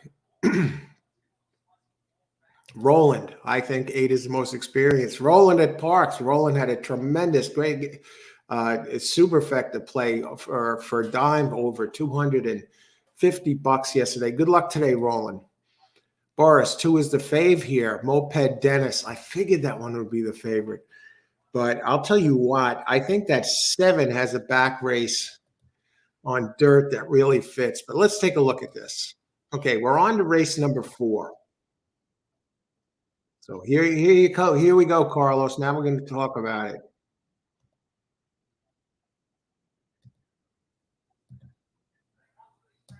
Race number 4. Okay. 7 furlongs. We got cheap ones here. $6,250 claimers. Purse, $6,250. I mean, the claiming price, $6,250. Purse only $19,000 for 3-year-olds and upwards, which have never won 2 races, and 3-year-olds. For 3-year-olds, 120 pounds, and older ones, 126 pounds. So the weight does make a bit of a difference. We'll see if any of them are carrying that extra weight. And the answer is a resounding no. Now I'm landing on 7 here. It has the early speed. As Zaya's up, has ridden this one, Allagash Run. He's ridden this one every time and seems to have a pace edge. But I'm seeing that the 6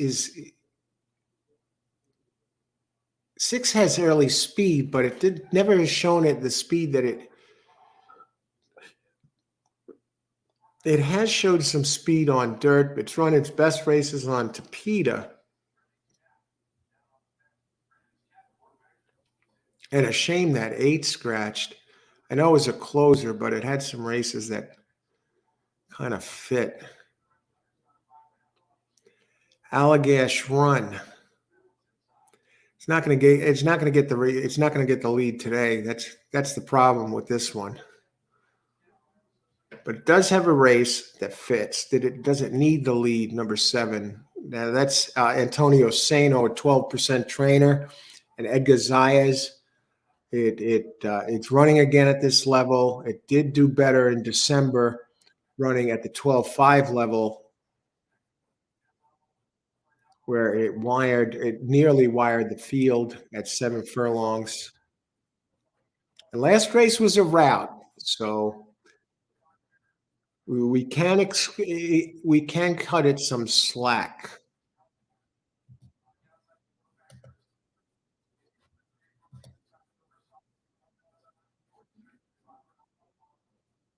That last exacta, by the way, was 22, and the 50-cent try was 2060, and the 10-cent super was only 857. Okay, kind of a wide open race. Moped Dennis, Chris Engelhart, the trainer. Now I got a question mark next to that. This one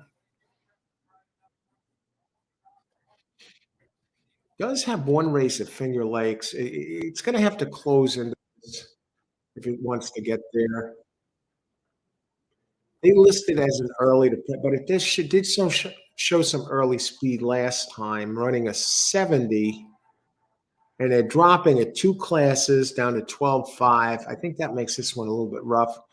Engelhart, Jeremiah Engelhart. The Engelharts dominate the Engelharter family. The trainers seem to dominate the Finger Lakes circuit.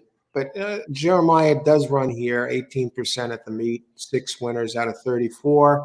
And you get Luis Saez up, who rode this one last time, was leading at the second call at 6.5 before fading to 4th, 6 back.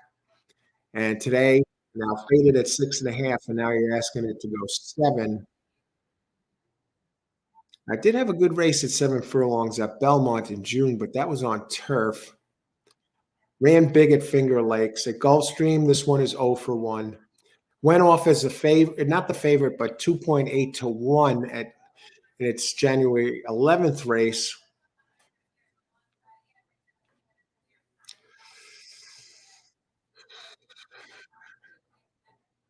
I guess the best thing I could say about it is the class drop.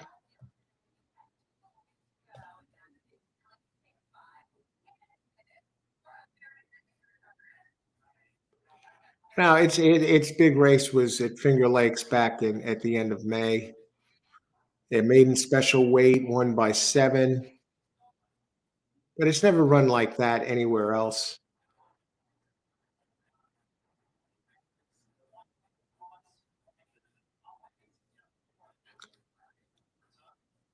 I like that 5. I like 5 turning back, and it does have some sprints in there that fit on Tapeta that could definitely take this. I'm surprised 5's not favored. Has some speed, gets Irod. 1 for 31. That's the problem. But I think turning back, we're probably going to see this one as one of the speeds. Drum and Drummer from Irod. Let me just look at the pace figures again, and we're going to open it up. Yeah, I don't. Is Moped Dennis really the favorite here? 9 to 5? I don't see it.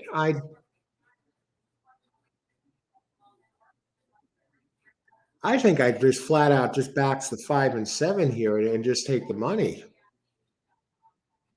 Or put 7 on top outright. I don't believe it's 6 to 1. Let me just talk about the 7 a little bit. Allagash Run.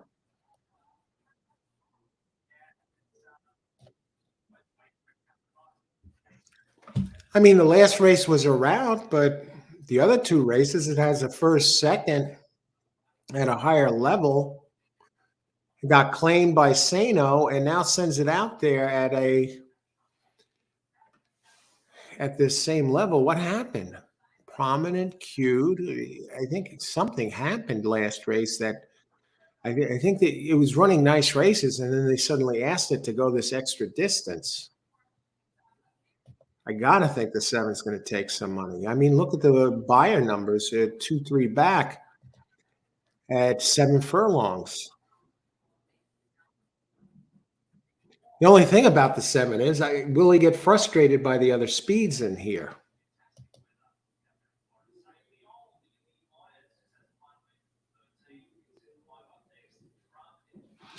I'm thinking a 5-7 over 2 and maybe somebody else. And I'm going to think about that for a second, but I'm going to open it up with 4 minutes to go. 2-1. I think that's a little low here. I'd like 3-1 and up on that too. Maybe even closer, a 7-2 or something along those lines. Good luck, Boris. I know you're just giving that to us. Doesn't mean you landed on it yet. 1, 2, 5. I think 7 is very dangerous. I expect if we can, I'm hoping to get 3-1 or more on that. 5, but if we can get 5-2 or something or more on the 5 and 7, I'm leading there. Hey Gene, how's it going? Good luck today. I'm looking at the PPs, the Brisnets. We have a link to them down below. I look at their pace. I look at my notes, and I look at their running lines to see what they're facing and what type of fractions they're setting. And I also look at the ratings on the Brisnet. Also, it shows their early pace, energy expended, first, second calls, and the running style that they give it. And turning back 5, I mean, when I say turning back, it means it turns back to a shorter distance. Like the 7 ran a mile last time, and now it's turning back to 7 furlongs for this race. So that turn back means cutting back in distance. Number 4, Laloy Action Dream Place. Let's look at the 4 since we're talking about some of these races. I like to get to some of these. 4 is definitely a player. I like 4 more so for second place, really. Dobler, Arnold Dobler, 5% trainer. Sonny Leon. Sonny is a 10% jock, but they're 18% together with a 2.67 ROI and stays at the level. Finished second last time here. Very consistent runner. I could see this being a second place contender. I'm a little concerned about. I think the distance might work. It is a presser. Doesn't win often. It's only 1 for 13. Never raced this distance. I think the distance helps this adding. It's running at 6, 6.5. I think it can close a little bit. Showed some early speed last time, and Leon rode this to a second and third place finish. Last race and the race 3 back, and its bad race was they had Torres up, but Torres is off today. So I'm thinking 5-7 over 2, 4, 5, 7.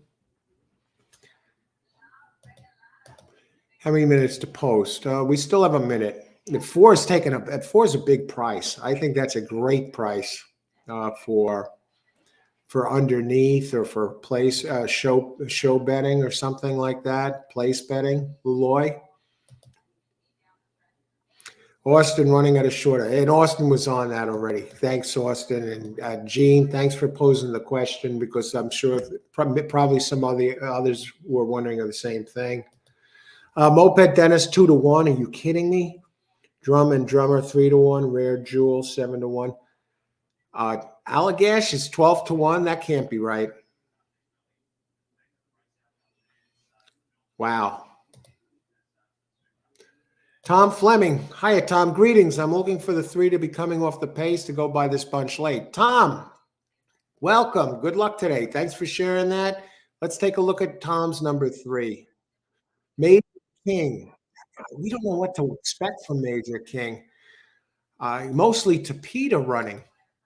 Now, that's the one that's the fly,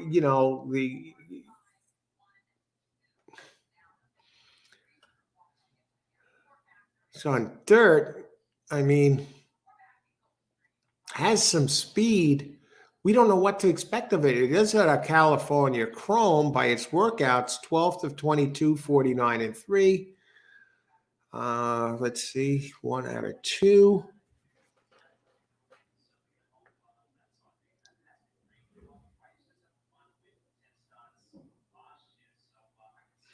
I'm gonna go pick 3 here.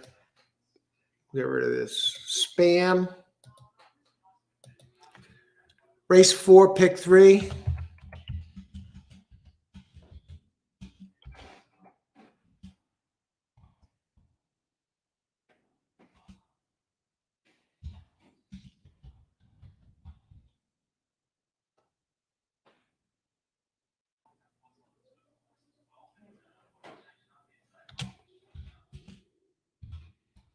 All right. I'm just landing on these 2 here. 2, 4, 5, 7. 5, 7 with 2, 4, 6, 8. With 1, 3, 5 and the pick 3. And Greg is here. Exact and try box 2, 4, 5, 7. Good luck, Greg.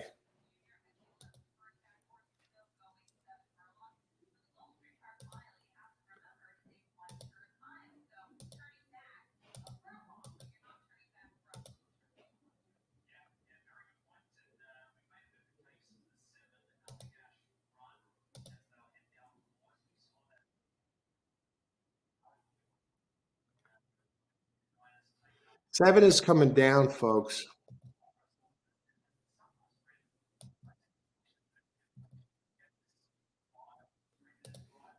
Okay, they're getting in the gate. Who else? All right, I'm doing $10 to show on 4. And I have just put in a $4 bet on 4 to show as well.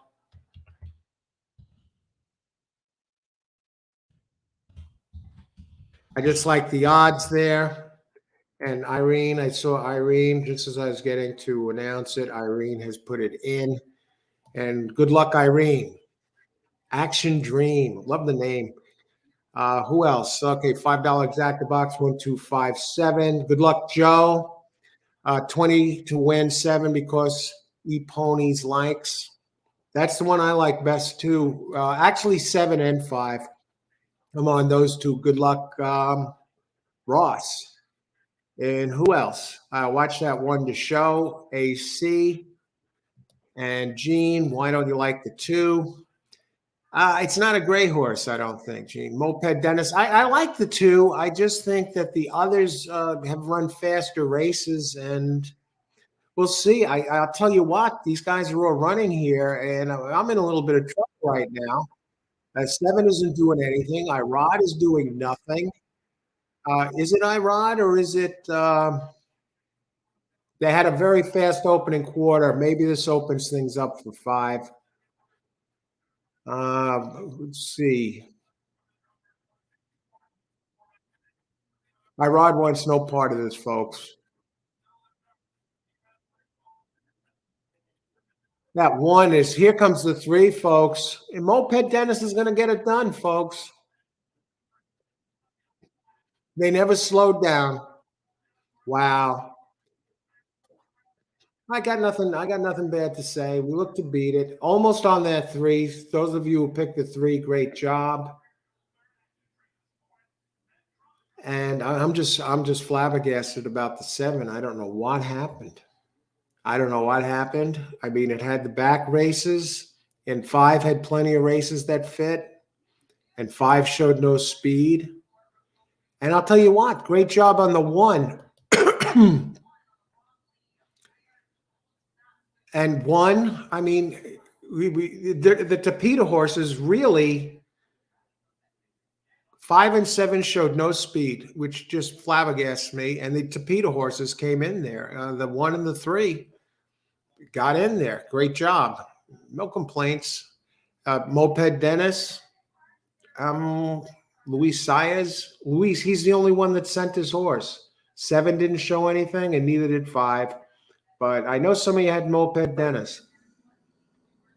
And I know at least one of you had the 3. And I heard a 1 in there for a play. So let's go back and see who all the winners are here. Let's see. Keith got it done. Great job, Keith. 152. And so you got the 2 in there, and you had the 3 for second. Excellent. Who else?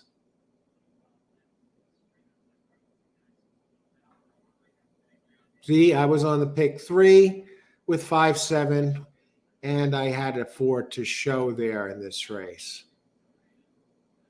Greg Naller, Exacta, okay. Watch that 1 to show. Acting Effects, great job. Acting Effects. I'm telling you that these races where you got a bunch of tapetas in there,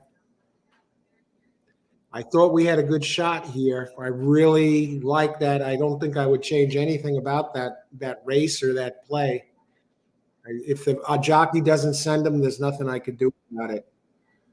Who else? Looking for winners here.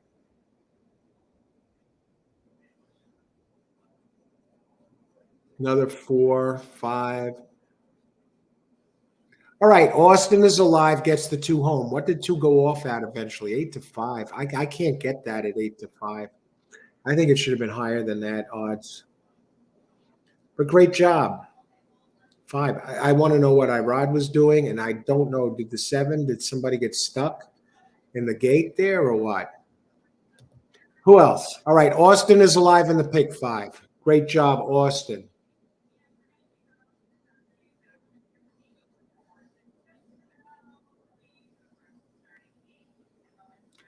And that 3 got second. Somebody was talking about the 3 coming late.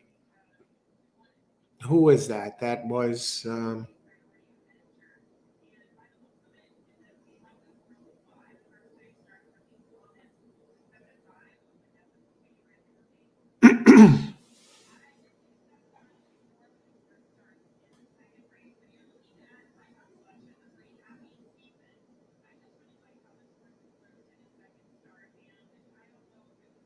Tom Fleming. Here he is. I'm looking 3 to be coming off the pace to go buy this bunch late. I'll tell you what, that 3 almost got it done there.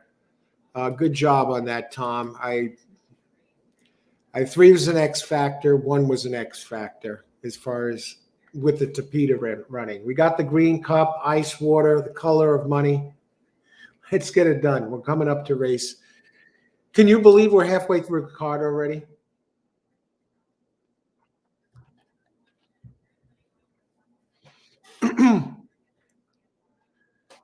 The only good thing about that race really is, I did at the last second get in a $20 show play on number 3. No, I didn't. But we've heard that before on the show. The winners after the race. Oh, yeah, I had that exact. I got in a late play, $100 on 8-2.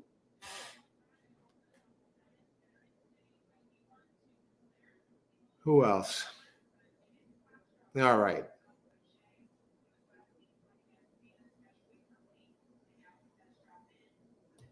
Sias did everything but put that horse on his back. Great ride. He sent him.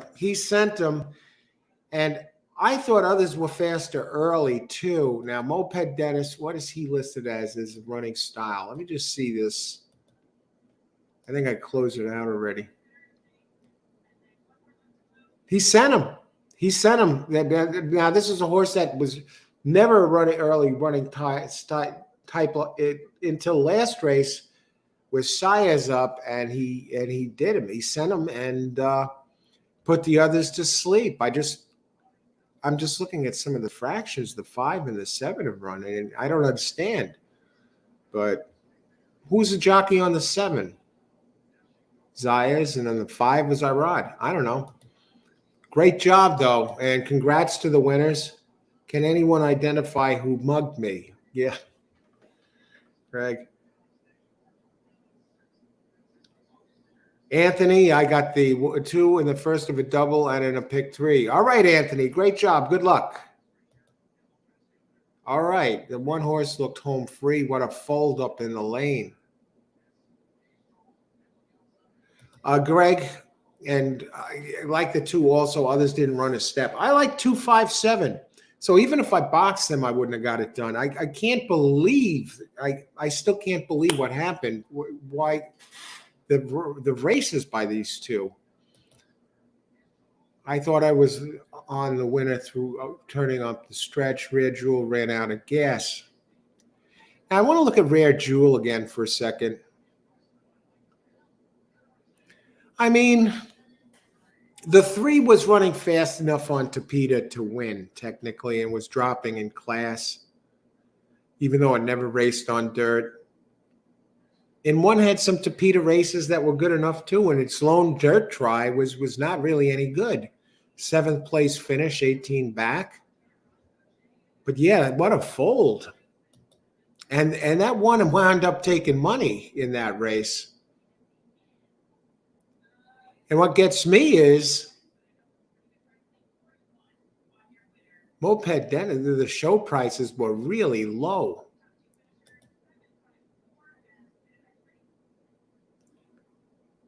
Moped Dennis took so much money. I think Moped Dennis, I think a lot of people played him because of the name. And I'm serious. Maybe Saez too. Saez sent him out. That's the only way that one was going to run a race like that. And the 5 and 7 decided not to go. Carlos, how did you do there, Carlos? I went back and I am seeing if you actually bet. So I don't see a bet there from you, but I'm glad you're here and let's get it done. I'm glad you're enjoying the show. Let's get it done if you're playing, Carlos. Thanks for joining us. Pick 4. It's that time of day again. 1, 2, 8, 11 with 5. There's that single. In the 6th, I like the 1 and 5 best, followed, but I think 3 is somewhat dangerous. Who do you like in the 5th race? In the 5th race, Carlos, I like 2, but I have 4 with 3 underlines under it. I have 2 listed first, which means that's my top choice so far. That could change as I look at it closer now. And that, just like any other time when you're playing the races, you do your handicapping. I do anyway, my analysis first, then make adjustments after the scratches. See, and it's not just, say none of my horses are scratched, right? Do I say, oh, my horses aren't scratched? Good, I can go on to the next race? No, I look back and I see who the scratches are and see if they affect the pace of the race. And maybe it affects who I like in the race. Maybe a lone speed. Maybe one of my horses becomes a lone speed, or another horse becomes a lone speed with the scratch of something, or you get the idea. So then you make adjustments as the card unfolds and you look for fair value. When you handicap in advance, you get a chance to look at the board and see that you're getting a price that you deserve. It's just because you like a certain play. Maybe it's not good anymore if the payouts are too low. But I like 2 best as of so far. 5th race. All right, Carlos. Acting effects. 2 the winner. Acting effects. Who else? 2 and 8 are chalky for the pick 5, adding the 1 and 11 at prices of 4 to 1. Okay, let's take a look at this race. Austin. Good luck, Austin.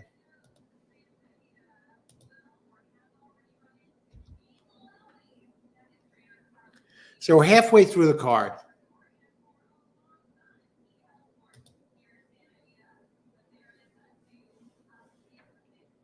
Let's see what we can do with this.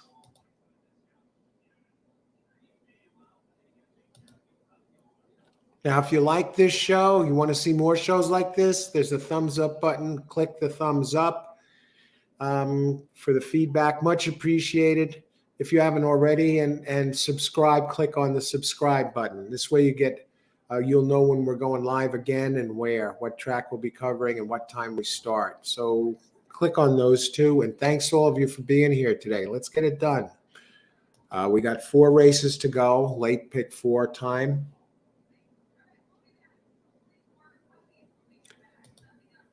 And we begin by taking a look at race number 5.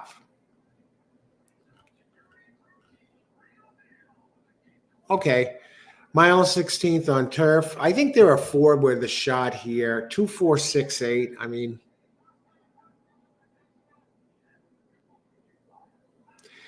I like the four more underneath. If you're going to play a show play, or if you wanted to maybe get somebody in there at a price or underneath for the place, I don't know what kind of money the four is offering right now on the pools.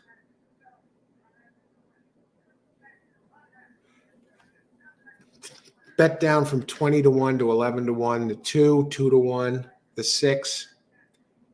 Wow, you're getting a nice price on the 6. Amazing. Is that correct? 16 to 1?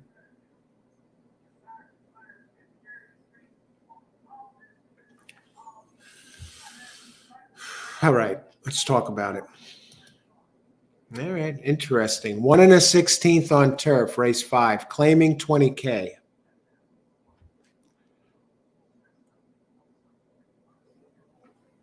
Excellent. Kona coffee. Gold 2, Hawaiian coffee. This was actually suggested by Austin. Thank you, Austin. And excellent. Aloha Island coffee, Kona territory of Hawaii. And also Seal suggested it afterwards as well.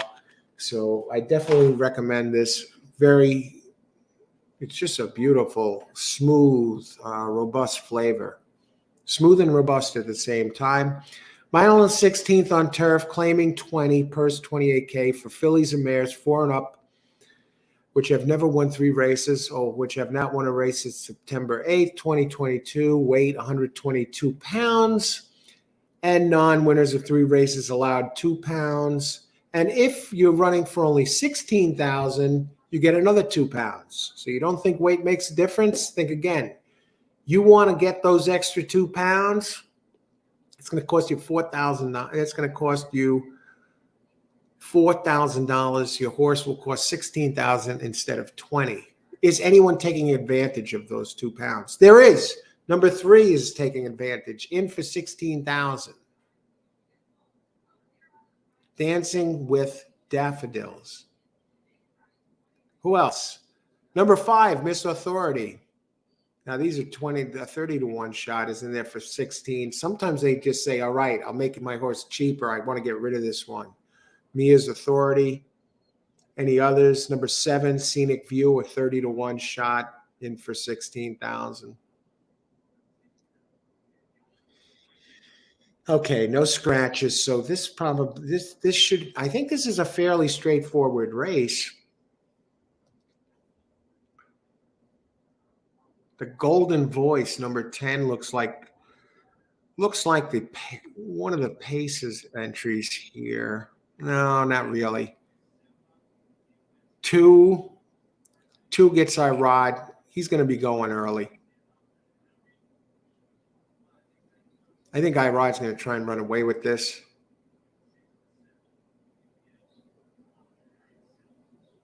Number 6 gets Sayas.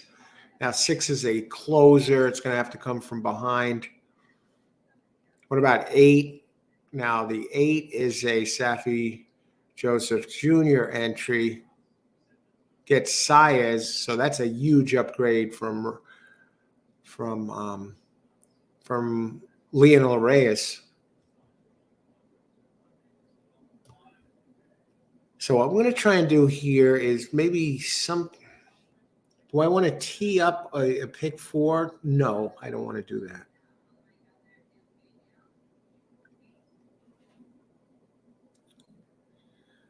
So 2 teams, D'Angelo and Irod Ortiz, those 2 are 29% together in 31 races. D'Angelo, 19% here in over 700 races at Gulfstream. I believe he's the 3rd leading trainer, or one of the leading trainers here. A little under 20%. But this entry, French Franck, has 3rd place finish, 1st place finish, 2nd place finish, 3rd place finish, but always around the wire. This is a mile and a 16th. And the last 2 races at this distance on turf, it's finished 1, 2. So it's really hard to look past this one with Irod Ortiz, and especially since he has some speed inside. I can't see him doing anything foolish in this race. to damage his reputation, because he has an early speed of a horse with some early pace, and he's right inside. What post positions are winning here, this type of race? And now there are 50 races going back to December 3rd of this nature. And the inside posts are winning the most. The rail is 16%, but posts 2 and 3 are winning about 12% or so. And then the outside, posts 8 and up are only winning 9%. The speed types, it's spread out. The pressers, late pressers, are actually winning 29%, and the early depressors are 28%. And here the early speed and the late closers are winning 21, 22%. So the pressing types are really dominating. And number 2 is a pressing type for Irod. So he fits this race like a glove. He's inside, and he has a second post, so he should save ground. There's no reason for him to be having to run wide, do anything crazy here. So I think he's just about a lock for exactas. But what about number 4, Indicia? How do they announce that? 20-1 shot. I saw it, took a peek, and it was down to 10-1. I wanted more than 10-1.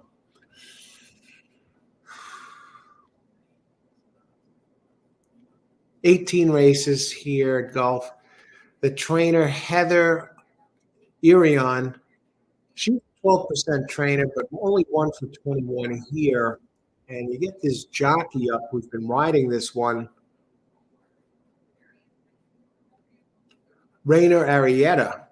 No, I'm not familiar with this jock at all, except that they are 1 for 28 here. So I'm not going to go for this one in the win spot. And I think maybe underneath in the 3rd spot.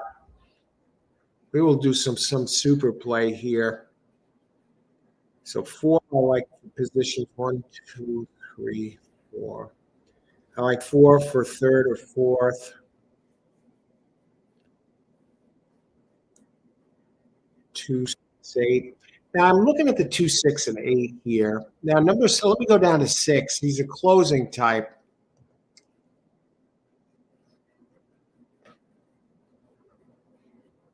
I mean, the race 2 back, it finished 5th, but it was only 1.5 back. I mean, it's doing a lot of Tapeta running, but its lone turf race was not bad. It has had a couple seconds on Tapeta. I think Louis Saya's up, got to help. I mean, this trainer, Edgar Bayer, and they were saying, Austin was saying that Saya's carried that other one on its back, Moped Dennis. I think he'll have to carry this one on his back, but he may not have to, because this one is better than it looks. And it did run a little wide. I think he's a big win player here at a price. We already talked about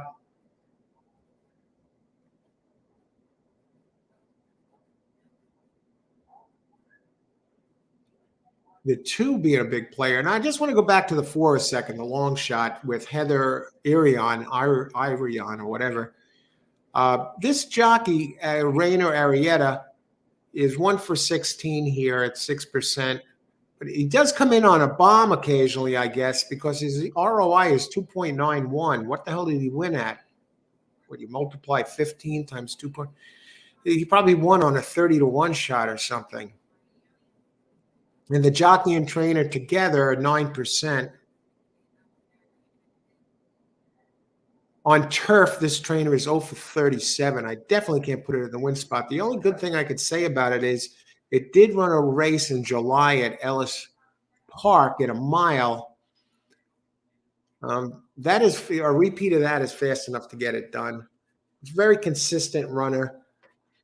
Again, I like it better for 3rd, 4th. And now we're going to go down to number 8. Number 8 makes its 2nd turf start. Safi Joseph Jr. and Zayas, those 2 together at 27%. This is one finished 4th, but 2 and quarterback, and it drops in class today. Big win. I got to think that 8 is going to wind up closer, much lower odds as we near post time. I think 268 are the three that get it done. Now, the question is, who do I add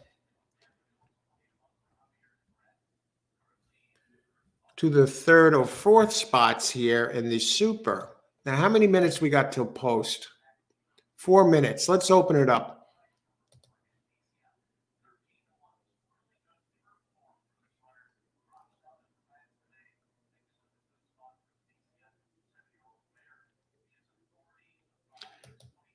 Let's see, acting effects 2, 11, 6, 8.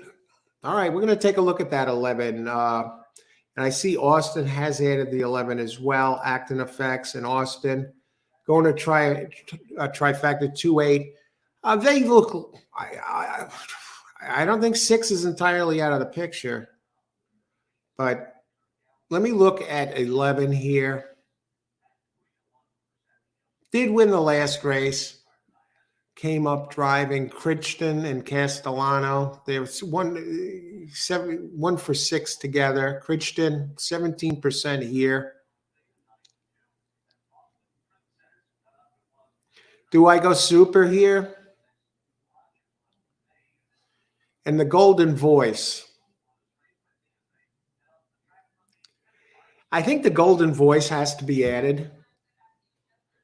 The Golden Voice did run a race in May at Pimlico that can win this at this distance. And I love the name. Tyler Gaffleone, 17%. And Peter Welder, who is a 20% trainer, and 20% here. I got to add, let's do it this way. I'm adding 10, 2, 6, 8, 10, 2, 6, 8, 10, 2, 4, 6, 8, 10. The 11, I'm not on the 11, but I do like the Golden Voice.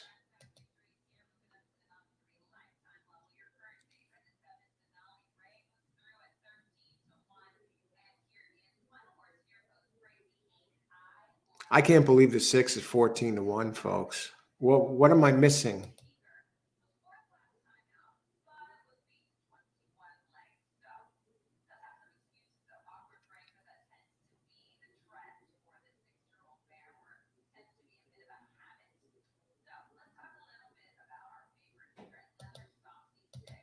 All right. Who else? Boris the Blade, UK, 9-4, Spectacular Girl, Golden Voice, 13-2, Boston Princess, 7-1.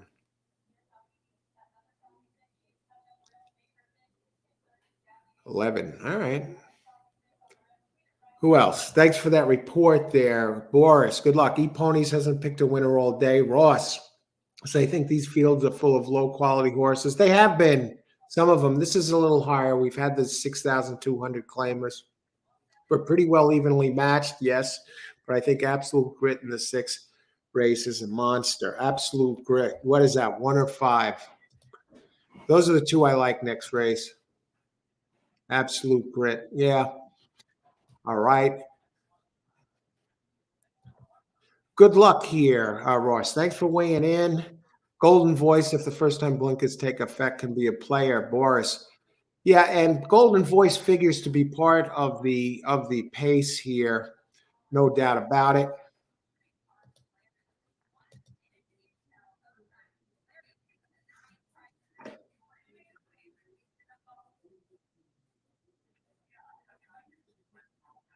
Has that one big race at Pimlico, but what do you do with this?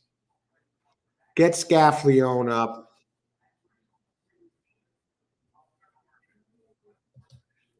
What are the odds on Golden Voice?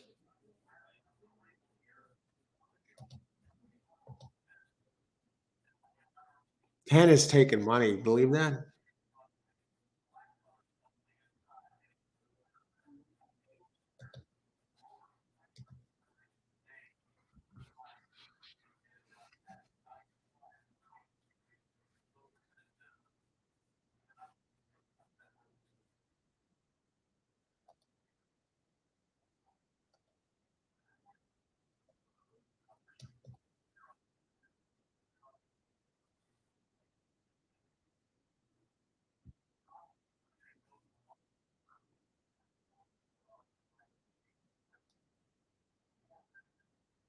All righty.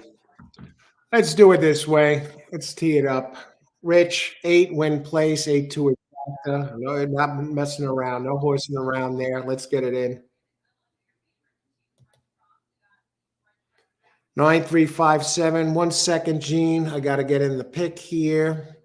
I'm telling you, the ones I like the best are 2, 6, 8.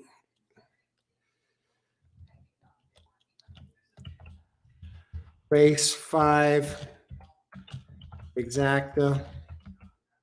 2, 6, 8 over 2, 4, 6, 8, 10. I'm looking for some 4.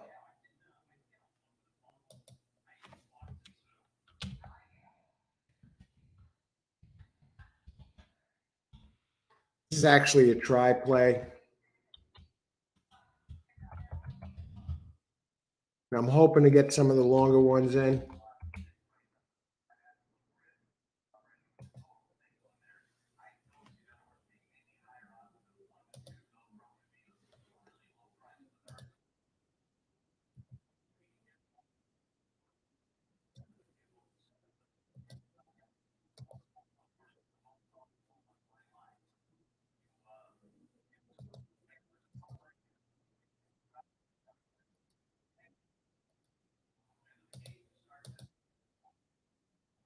I can't believe the 6 is on the board at 13-1.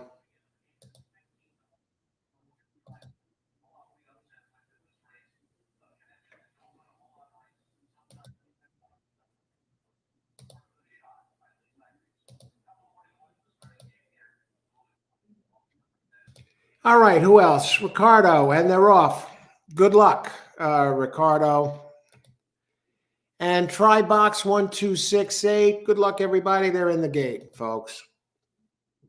Keith, 10-8, 10-8, 4-1. Good luck, Keith. Gene, 2 over 8. Okay. If Irod's going to get it done now, Irod. Good luck, Gene. Let's see. Triple. Prince. Hey, Prince, how's it going? 1, 8, 11, 5 over 3, 10. And Keith, good luck, Keith. 1, 10, 8. The golden voice. Greg, 2, 8, 10, 11. I'm surprised 6 is so low, is 16-1. I got to root for the 6 here, folks. Golden voice leading the way. 11 is running third. Where is Irod? I expected Irod to show more speed than this. How is that possible that Irod is running that far back? Good luck, everybody. We still got a lot of running to do. Golden voice leading at 6-1. Yeah, the 4 starting to make a move. I got the 4 in there, but I got him underneath, folks. Here comes Irod. 4 back and off a little bit. 9 starting to move. These first 2 aren't giving an inch, folks.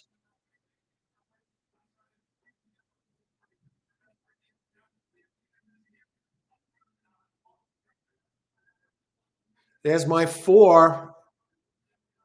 Should have used him to freaking. I get my bomb in there, but did I have this? I don't think I put Golden Voice on top. Oh.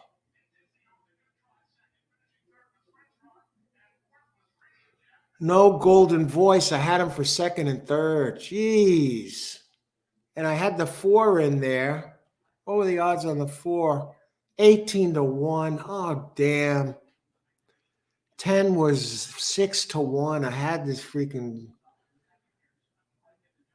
cut the corner and threw the 6 in there with the big odds. All right. Let's see. Who got 4th? I think 1 got 4th.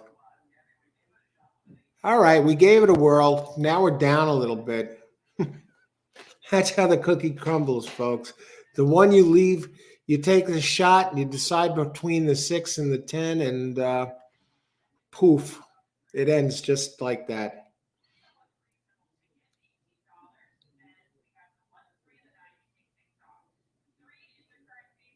All right, who got this done here?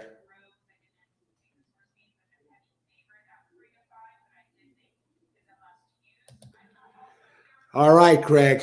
Got the exacta done. Great job. Great job, Greg. All right, we go back and see here.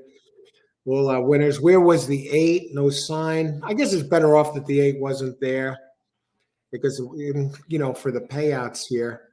Holy crap. The four got second? This makes this even worse. I was thinking the two got second. Holy crap. What type of.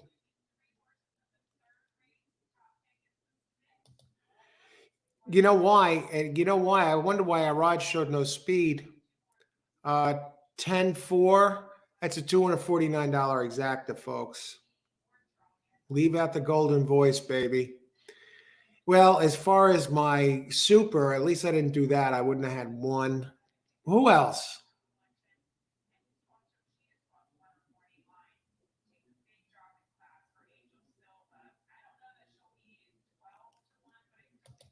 All right, Boris. Boris gets it done. Great job, Boris. Excellent.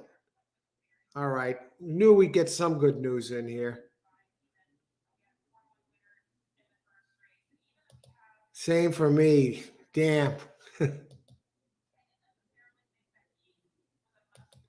Keith, 1, 8, 10. Well, great hit, Keith. Now, that, my friend, is a beauty. That exacta there is going to return. I gave it out, but we'll give out the good news again. 249.40. Excellent.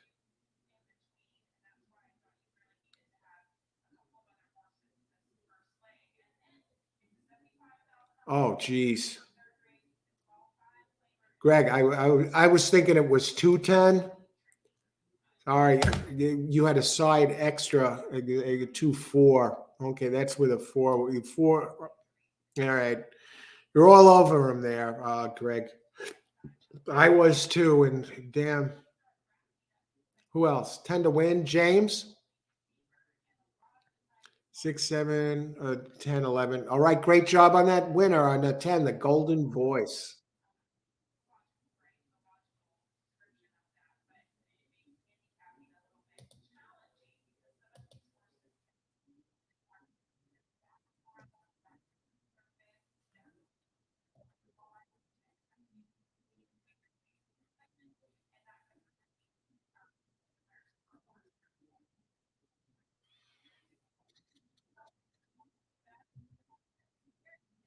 Who else?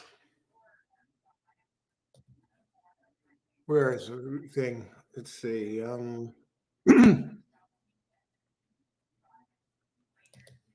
Gene, I see this any chance. The only one with a slight chance, I thought, if you had to pick one, would be the three, based on a race a couple back, but the others were faster than those, clearly. And I think the race showed it.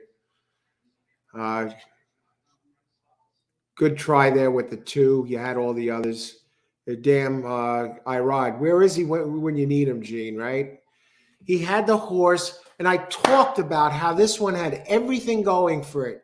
It was breaking inside. It had good speed, jockey. All he had to do was send him. And if he would have sent him, I don't think we would have seen Golden Voice win that race. Golden Voice is a nice one. Don't get me wrong. But if Irod goes out there, I don't know what Irod was doing that race.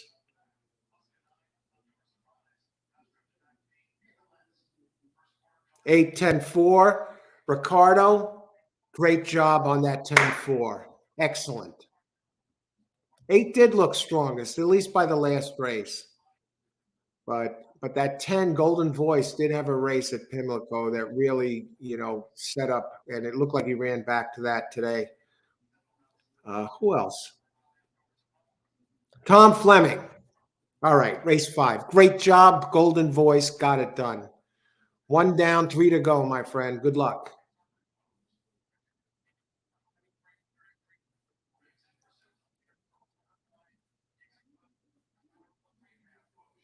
All righty. I think we're pretty much caught up.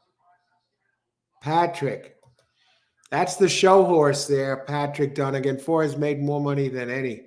I'll tell you what, and what did that 4 pay to show? 780. That was a gift. I was actually considering it for the win spot, but then only used it for second. But oh, what did that try pay? 227 for 50 cents. Irod works for me if 10 comes in second. Who else? Tony Vasilino, yeah, tremendous job. Congrats to all of you out there who hit this. Great job. Tony Vasilino, 10, finally got one, although I also played 8 on that super bet. Ricardo, okay. Who else? 10, 4, 2, I finally got one, although I also played 8 on that super bet.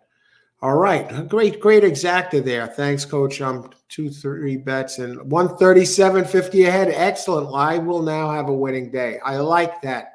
You could say early in advance, even though there are 3 races left, that I'm going to have a winning day. You hear me say that all the time because and it sounds like Boris is the same way. You're not going to throw around money recklessly once you get ahead, which is a mistake that a lot of players make.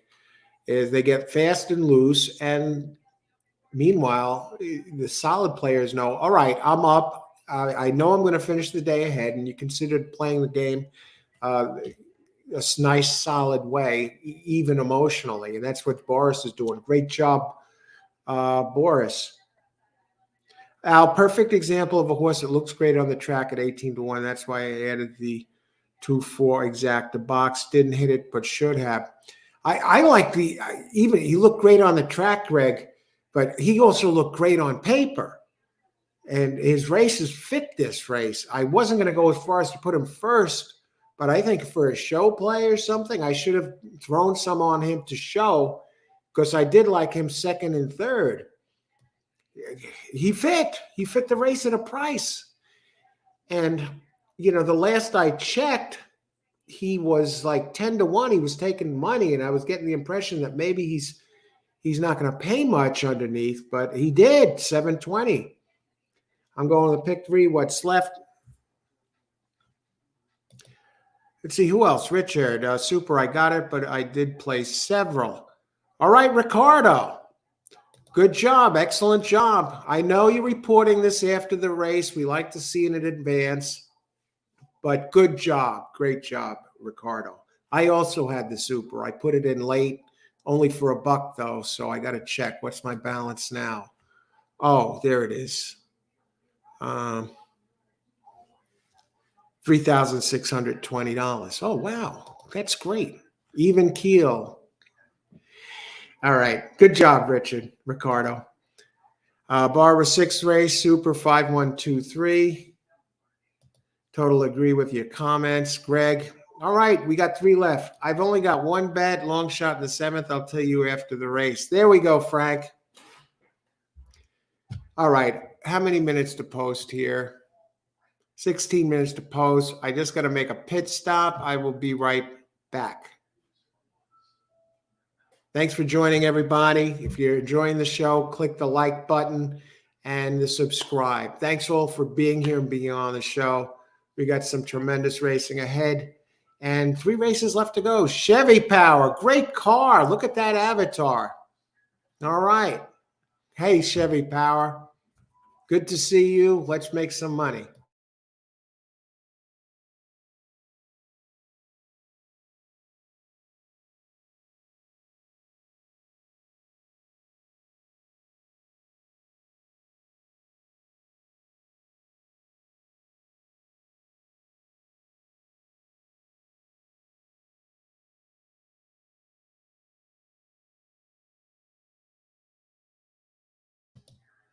All right. I will be back in a second. I just had to check something. Ricardo, I get loose with betting and it does throw me off some. Hey, great job, Ricardo. And now that we've seen another, let's see, Roland had a great job yesterday with the super too. So keep it going, Ricardo. What I would do now if I hit some like that, well, what I do anyway, when I get ahead, I do make withdrawals and put it straight in the bank. Or if I'm at the track, I take some of the money out. I know that I'm going to have a winning day. That's just what Bar's talked about here as well. He knows he's going to be up today. But we got 3 races left, including a late pit 3. So I'll be back in a second. Got to make a pit stop, and then let's take a look at these last 3. Thanks for joining the show, everybody. Be right back.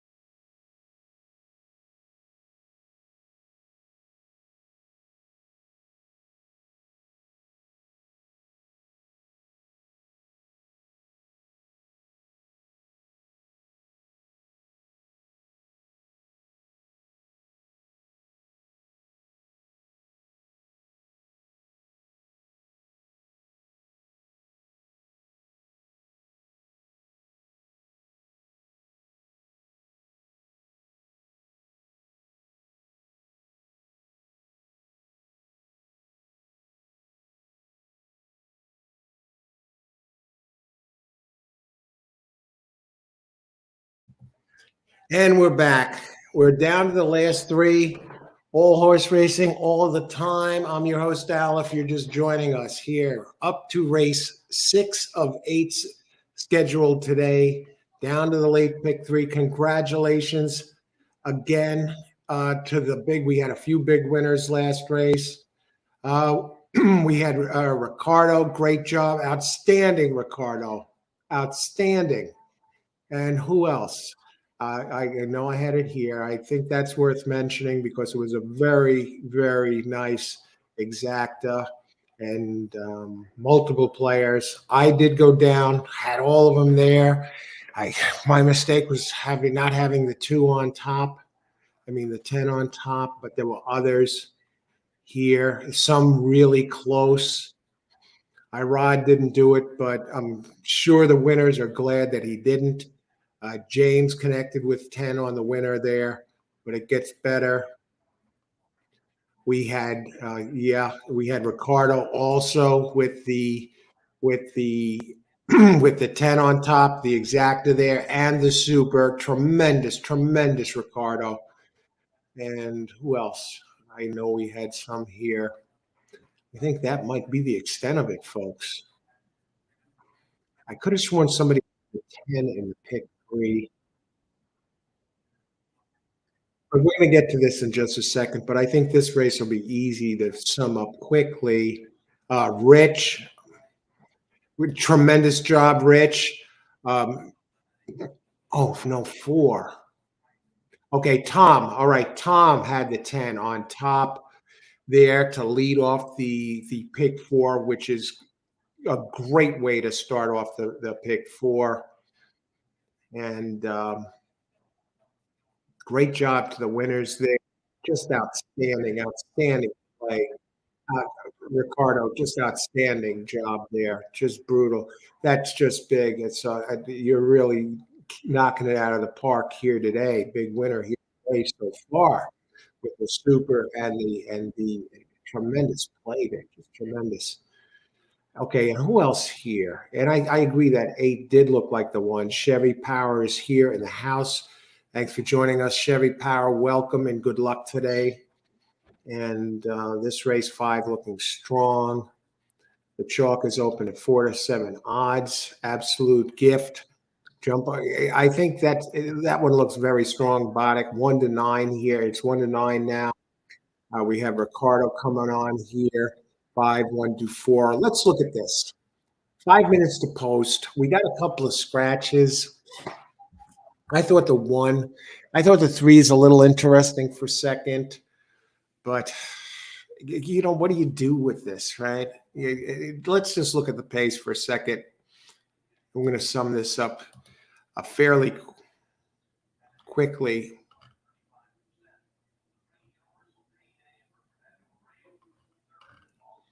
Race 7, race 6. Okay, wait a second. Why did I close that? Race 6, 7 furlongs. We got it on dirt. Optional claim 32K. Anyone in here for the tag? The 3 is in there for the tag. I thought the 3 is a little interesting with the early pace, but and the 1 has some nice races. But I think we got to talk about the 5, Absolute Gift. Irod Ortiz, 7 furlongs. Optional claim 32, purse 32,000, purse 35,000 for 4-year-olds and up, which have started for a claiming price of 20,000 or less. 32K. Okay, non-winners of a race since December 2nd get spotted 2 pounds. Any getting spotted 2 is getting spotted 2 pounds. If 5 has a big pace edge, how do you move past the 5 really?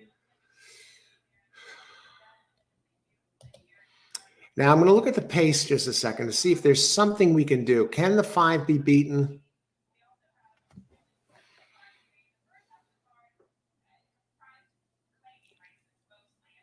Absolute Gift. Now, it did run its big last race at Tampa, whereas the 1 ran its last big race here.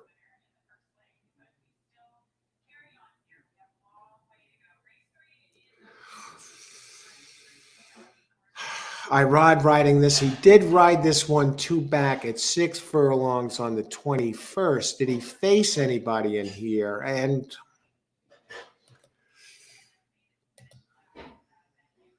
that is the question.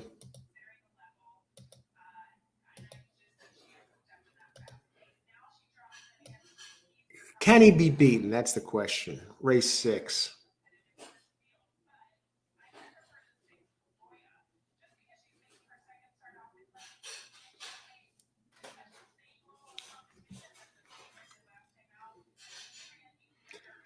It's absolute grit. Comes out of Stakes Company at Tampa.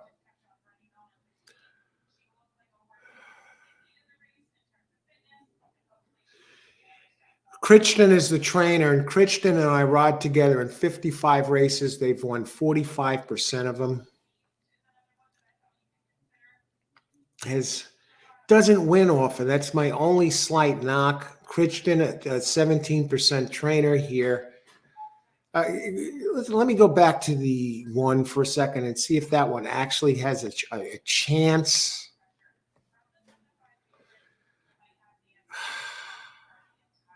It ran big last time at 6, got bumped at the start.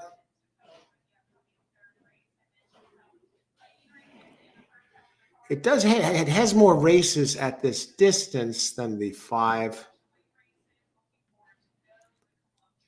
At 7 furlongs, the 5 is not exactly the world beater. It is at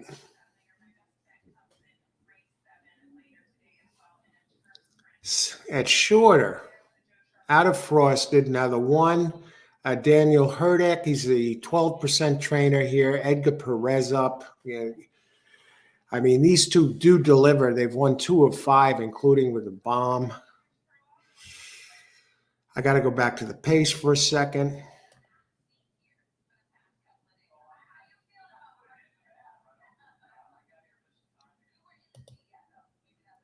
Minutes to post, 0.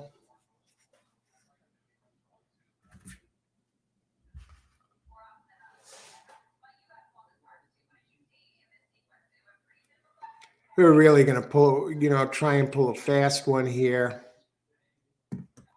Let me look at the exact is 1/3. 1/5, 18, 5/1.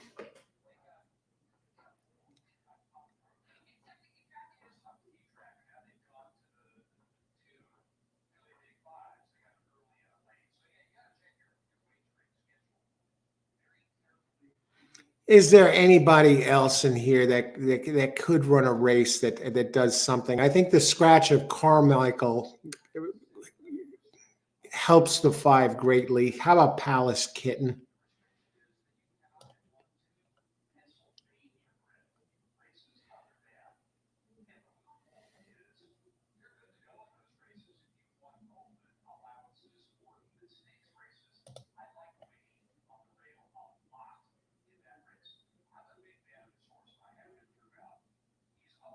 Palace Kitten is scratched. There's not much to do here.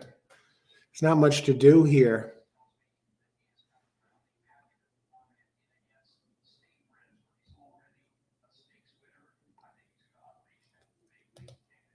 I'm going to go back to the one just for a second. It did run that race.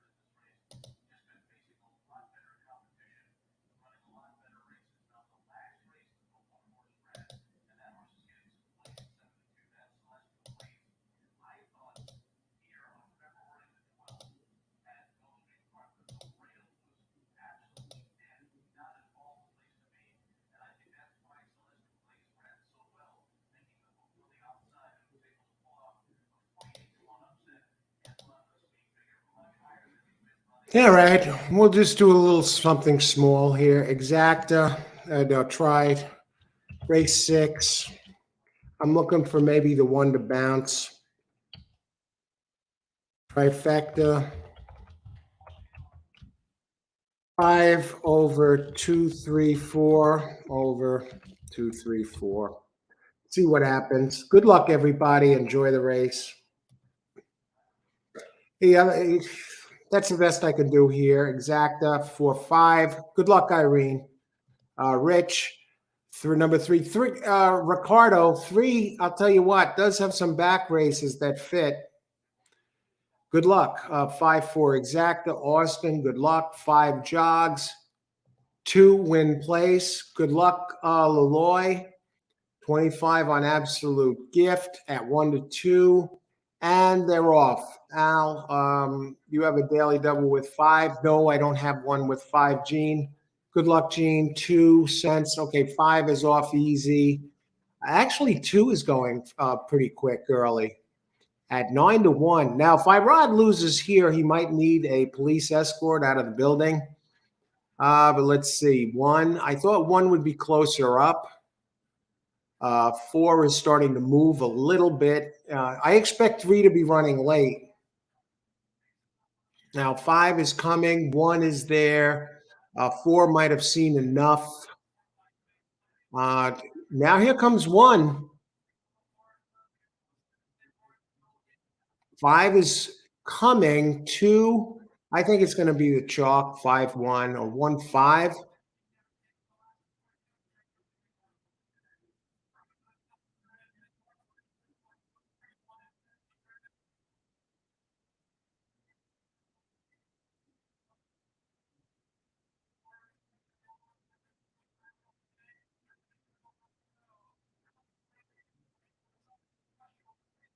One, 5, 3.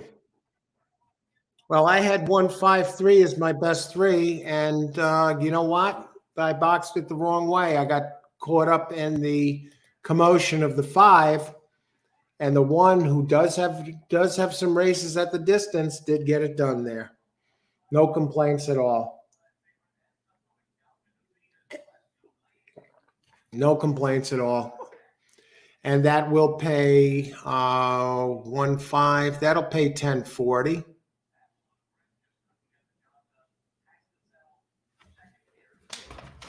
And you want to look at my notes here.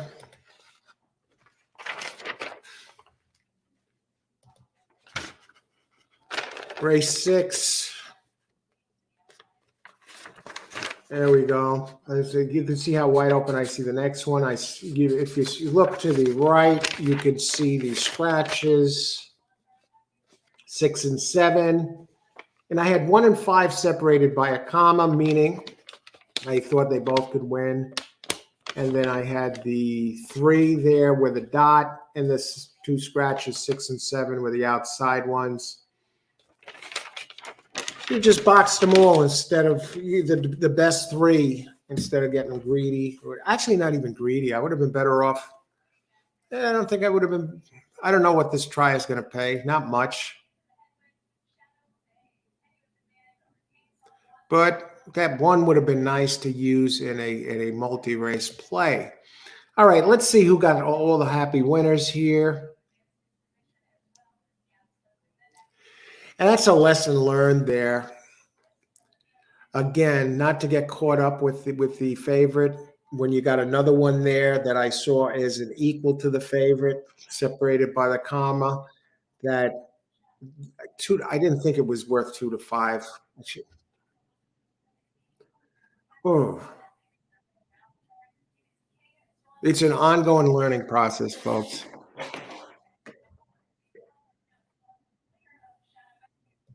Terrible, terrible. Terrible play. I used a horse I didn't even like, looking to maybe try and sneak something through. Who rode the 1? What a great ride. Perez. Yeah, and I was saying of these 2, Perez and Herdick, the trainer of the 1, together 2 for 5 with a 24.68 ROI, and it had run at the distance well. whereas the 5 really didn't have the races at the distance. Oh, it's all right. Better races ahead.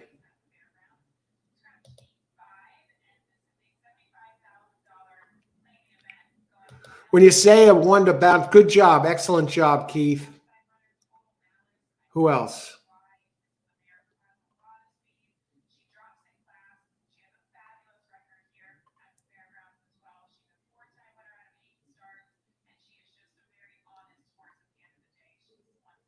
VPN.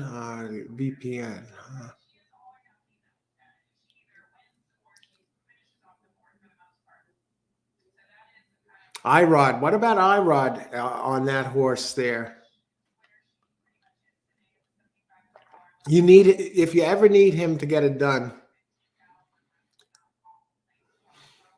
I don't know what to say. One to bounce. What do you mean one to bounce? Gene, good question. I mentioned that a lot. Thanks for asking the question, Gene. If anybody else has questions too, by all means. Let's see. What do you mean one to bounce? A bounce means that the horse is going to regress, have a bad race.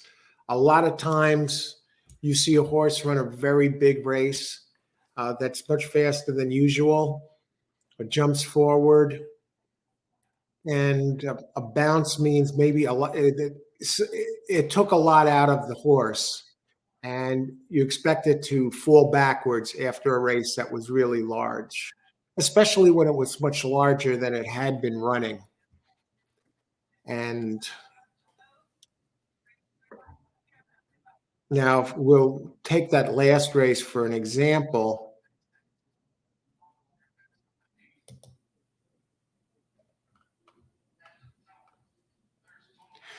The one had been running Brisnet numbers, and its previous 2 Brisnet numbers were 82, 81. And then last race, it ran a 99. All right. So it almost jumped 20 points forward. Jumped almost 20 points forward. And I thought that might have taken something out of it. And it wasn't that long ago. It was February 12th, less than a month ago. And I thought maybe that took something out of the horse. And it did win by a length and a quarter, but it ran so much faster, and it ran its fastest lifetime race now as a 4-year-old last race. And I thought jumping so far forward, maybe it was going to take a step back, but it didn't. And what happened is it turned out the race did set up perfectly for it, because the 2 showed the early speed.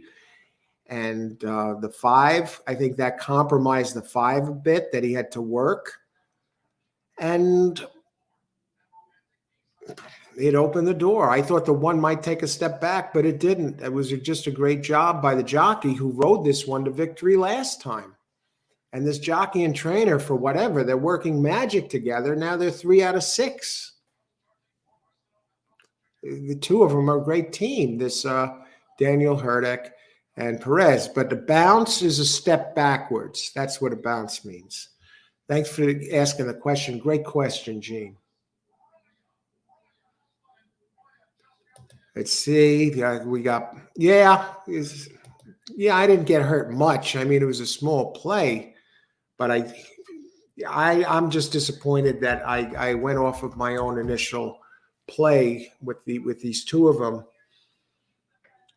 And I got caught up in the whole Irod, and I got caught up in that last race, and I let it sway me. That one, dang it. Let's see if I box my picks, I lost that one, but that was a tough one. Everyone thought that 5. Not everyone, because the 1 did take some money, was down to 5-2. Who else? Irod is back in the black book. Yeah, what did that pay? 1.5. The 50-cent try paid $4.60. The 10-cent super was $1.20. That race was at the end of the day, that's no race to really go crazy with. It's not like we missed out on anything. The only thing I missed out on is using the one in maybe multi-race plays. All the show bets were 210.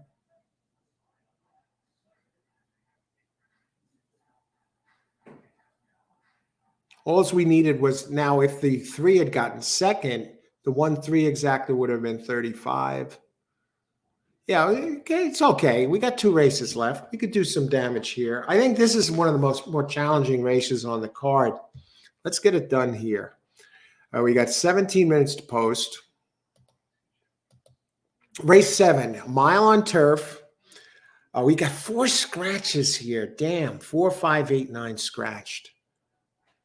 Mile on turf, optional claim 25,000, purse 86,000, including 14,000. Okay, for 4-year-olds and up, which have never won 12,000 once. It's 1 mile on turf for 4-year-olds and up. Optional claim 25,000. Non-winners of a race at a mile or over since December 8th or 3 months allowed £2. Okay. I think that pretty much squares it away.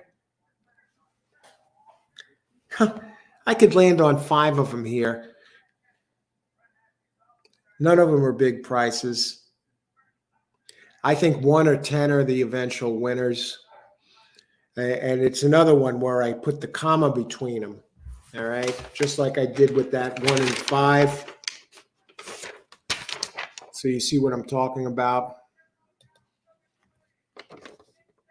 Race 7. Last race I had 1 and 5. If I don't have a comma, I like it best. Like in the 8th race, I picked 2. I mean, that's my top choice. I have 1, 10 best, and 11. Then I have 3 over to the right, a bit of a question mark, and 2 with 2 question marks. So I got to look those a little closer, but I landed on 1 and 10 as the eventual winners. So I'll probably just stick with my guns and use them to lead off the late double. This, I don't know how we could turn this into a moneymaker here now. I think we're just going to have to load up tomorrow. And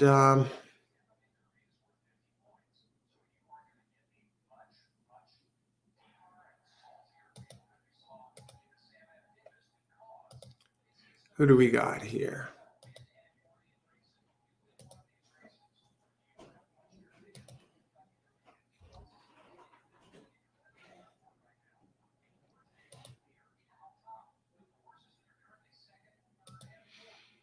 Okay, 2 races left.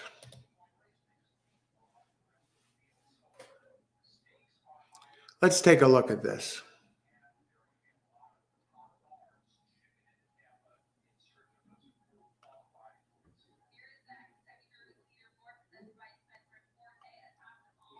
All right, anybody else?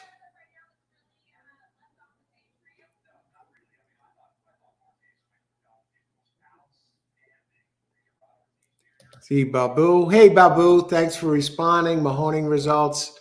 And Boddick gives it out. There you go. Thanks for joining us, Babu. Good luck. Hope you hit at Mahoning. Carlos Garcia, 7th race. All right, Carlos. 71312 Mahoning. Great job, Keith. 3 in a row. Keep it going, Keith. And Austin. I'm playing the 6 horse. First time or last race across the board at 30-1 morning line. This is. Let's see. Who else? Boddick. We'll take a look at that across the board at 30-1 morning line. Noda Brothers travel to Florida. Noda. They're sneaky trainers, those Nodas. Orlando going with a 10-win place here. I have 110. I have to hit something today. And we're up to the 7th race. I have 11 with a question mark. So we'll talk about these a little bit. The first thing we're going to do is talk about the pace of this race. We have a mile on turf.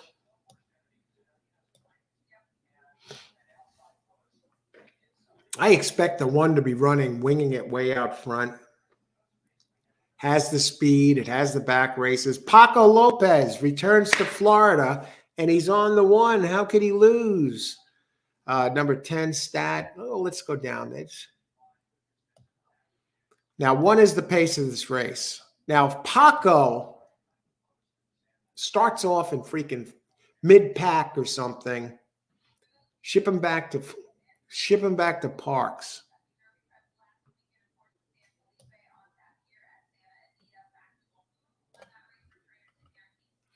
We'll talk about the one first. Not far now. Orlando Noda. Now, I like the race 2 back, won by 4 1/4, set the pace, driving. Last race, it ran too quick early, fell apart. So I'm going to excuse that race. Its other races are very solid. Now, even at Saratoga, it ran at Saratoga at, I mean, it has a lot of halfway decent numbers. I mean, a lot of decent races. Even when it loses, it's not far from winning. Noda here at Gulfstream, it's only 5%, folks.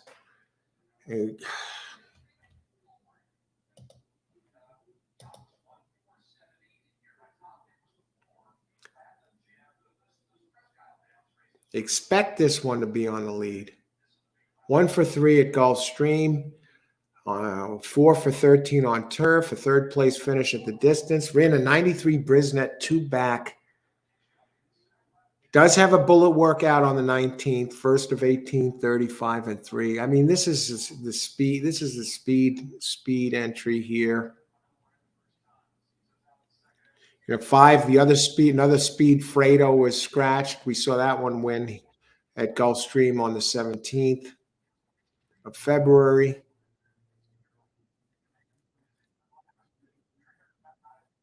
I got to think the one is just going to try and run off and hide. It's that simple. It's that simple. Now we'll go down to the number 10.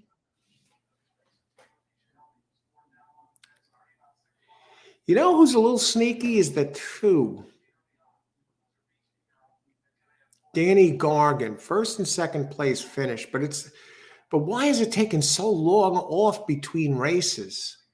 Get Saez up, these two together at 27%. Saez and Danny Gargan. Gargan is 27% in 288 races at Gulfstream. 22% in over 1,800 races.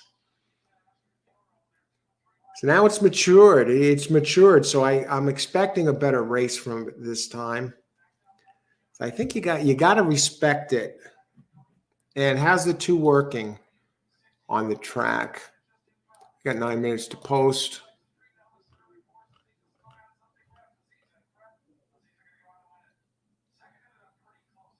It is working on turf. Nice 48 2 on the 23rd, 5th. More than ready. Well, it has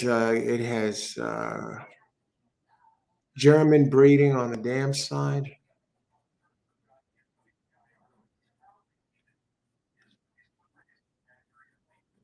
Good closing kick the last time I raced on turf here. So I got to think this is a bit of a player. The other one I looked at with a bit of a question mark, Lord of War, number 3. None other than the brilliant Irad Ortiz on the 3. This is when Irad gets tough now. Now he's not the favorite, and watch what he does here. Going for Mark Cassie.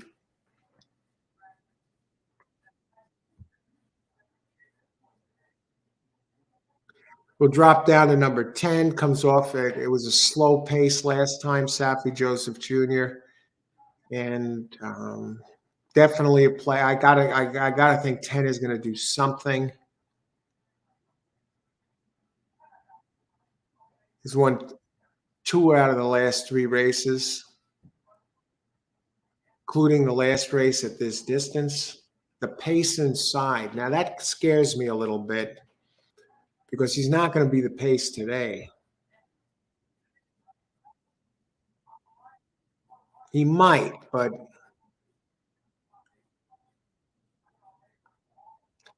now does this kill both the 1 and the 10? What about number 11, double clutch? Let's talk about double clutch. Double clutch has early speed too, but it really hasn't been on the lead. Tyler Gaffleone. Do we try and beat the 110 and go with the long one? A double clutch, it fell apart last race. It come out of the same race as the one. Let me just look at that. January 28th, number 5. January 28th, number 5. Looks like this 1 and the 11 both torched each other. So I think what I'm going to do here is use 2 and 3. And what about the 10? Yeah, the 10, not 2 and 3, 2, 3, 10. And let's look for these other two to freaking toast each other out. What are the odds on 10? 6 to 1?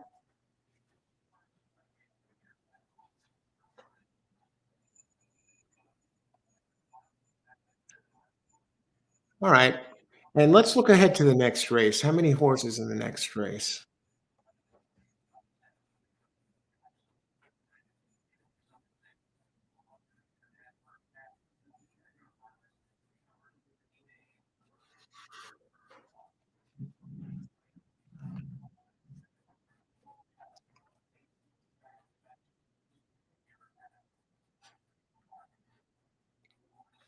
I'm just a little concerned here. I just want to look at double clutch one more second here. He's breaking from all the way outside. I got to think that one has some better races. It's running G3 company. And you got Tyler Gaffleone riding today. Who rode this one last time? Gaffleone. What was he doing?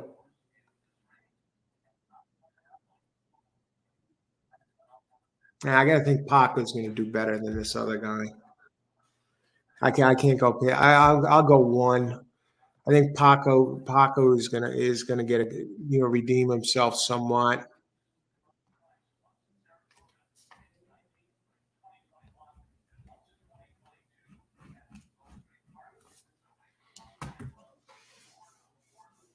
Okay, let's do it.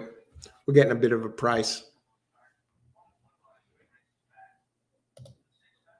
Daily double.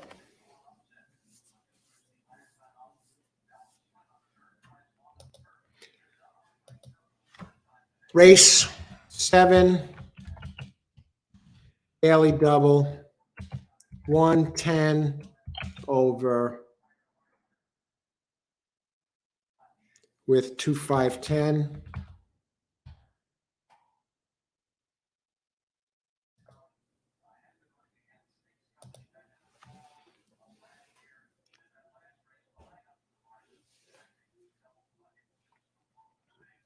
Frank, daily double 1, 2, 3 with all for $1. All right. Good luck, Frank. What are the odds on these? 3 is 5 to 2. 2 is 3 to 2. Wow. I'm just strictly looking at pace here, and I like 10's race.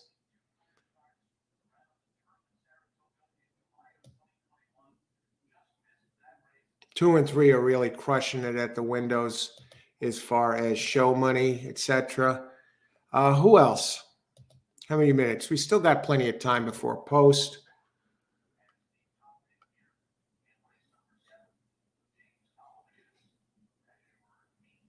Ten. It has.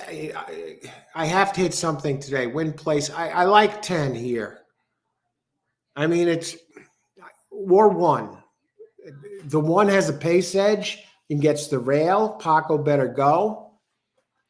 And 10, I think the pace sets up for the 10. I know 2 has the connections, but it hasn't raced in a long time, and it's only making its 3rd start in what, 5 years or something? Let me just check this out.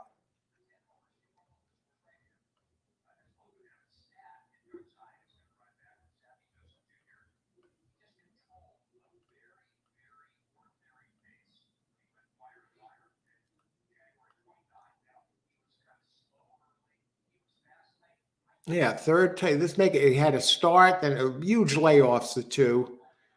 10-6 double. Who else? Irene. That's another expression used that I'm not sure about. When you say run off and hide, you mean they'll lead and then fall apart? No, I mean run off and hide like a ghost. Poof, they're going to be gone. They're going to try and separate themselves and just have the race to itself. Thanks for asking the question, Irene. Excellent question. Run off and hide. That means go to the lead and leave them all in the dust and hide. Basically, race the out front on its own.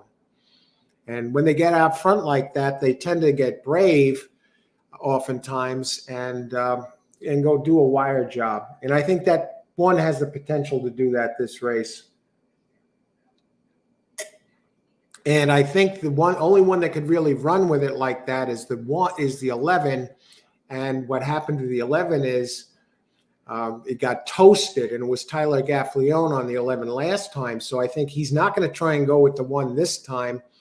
And if he lays back, I think it has a good chance to come in there if he adjusts his strategy this race on number 11, because that one has been putting up good numbers. And I think it's a good shot for maybe 2nd or so in this race at a bit of a price.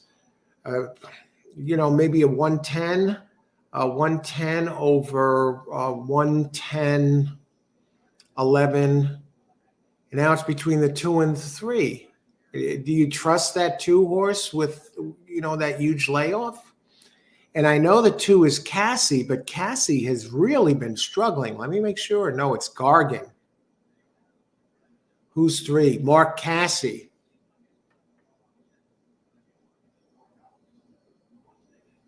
And the question is, do you leave Irod out? No, I'd use Irod underneath at 7-2. I think I go 110 over 1, 3, 10, 11, exacta. And I'm going to add that now. Exacta, adding exacta.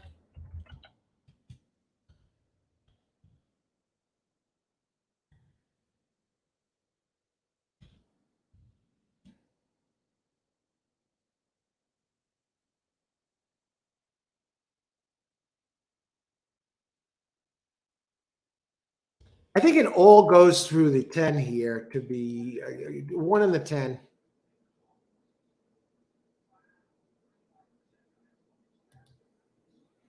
Okay. And who else? 11 ran a G3. Yeah, I think the 11 is very strong. I agree, Gene. And he is dangerous. A couple of G3s, I believe, right? Number 11, let's go back there again. Yeah, G3, G3, G2. I mean, it's been running good races, and that last race was a clunker. I think they made the mistake of trying to go too fast. But I think I boxed it. If I had to box one for first, second, I'd box the 10. 1 not far now to win. Leloy, good luck. Ricardo, 10 to win now. Help me out, team. Good luck. I like the 10. Austin, 10-6 double. Good luck, Austin. And who else? Daily double, 110 with 2-5-10. Me, 110-3-2. All right. Good luck, Ricardo. I like 11 last race. Let me just get this in.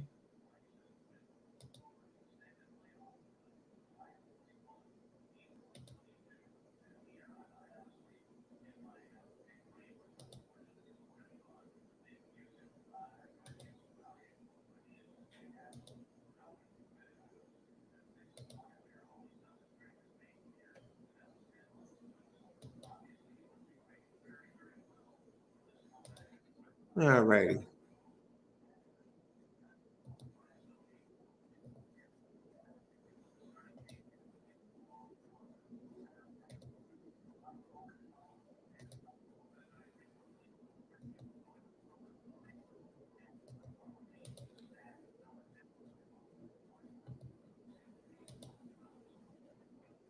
All right, who else here? Greg. I like the 2 and 4 and the 8th, so I'm going with a 1, 2, 3, 10, 11 with 2, 4. Good luck, Greg. Frank, daily double, 1, 2, 3 with all. Good luck, Frank. James, daily double, 111 all. Good luck. James, Gene, 11, 3G3 race. Good luck. I like 10. Okay, we see them all here. Greg, 2, 4. Okay, race 7. Warming to the gate. Number 10, win place. All right, good luck. I just got your exacta bet under the wire. Good luck, Irene. Number 10. All right, good luck, Boris. Freaky Frank, I'm feeling volcanic lately. Boris in there on the 10. Good luck, Frank. Good luck, everybody. Enjoy the race. I expect 1 to be leading the way. And he does get away. They let him go. It's his race to win. I mean, his race to lose, really. And 11 does not go with him. And 1 is 5-1 now. And what I'm really curious about is the 10.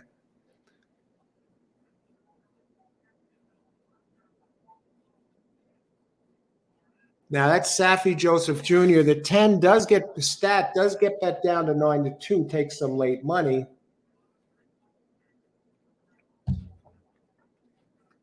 Six moving a little bit. Irad Ortiz, the dangerous Irad Ortiz, is running in 5th. 2 and 1 have been going at it all the way around. And now the question is going to be, it does look like Irad is trying to go to the inside, but 1 is still holding on. Now 2 is coming. Now 10 is closing late with a kick. Can you believe this?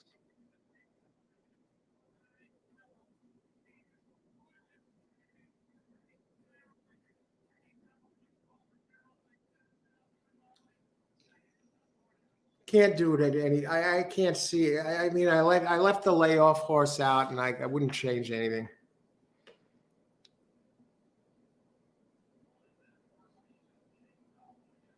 Ten hung. What is 10 pulling back on the horse? Did I see him pulling back on his neck there? Or who's the jockey on the 10? Oh, brother. How does a 10 come like that and stop coming? I just would love to see the finish there.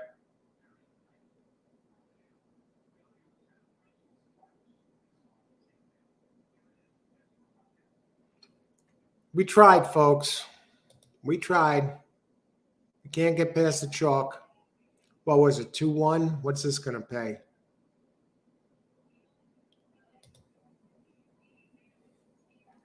Two is 7-5. Can you believe that?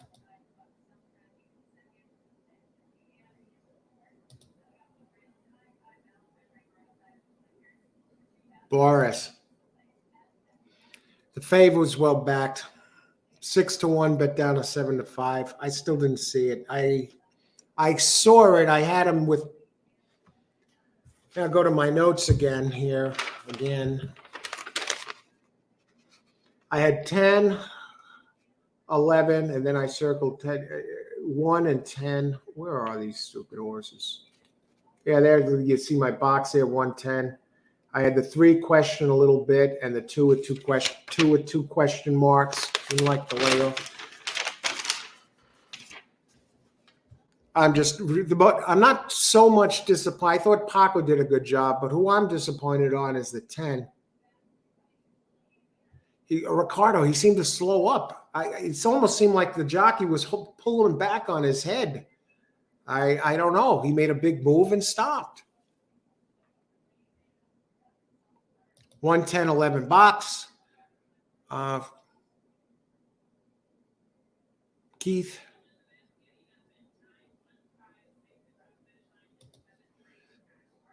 All right. 110 over 1, 3, 10, 11. 11. I'll tell you what. And the daily double, 110. I thought we were good. I thought we were gold because I didn't think Irod was going to get there. And the one had the lead. The two had kind of, I thought the two were leveling out. And I thought that opens the door for the 10 to just go by both.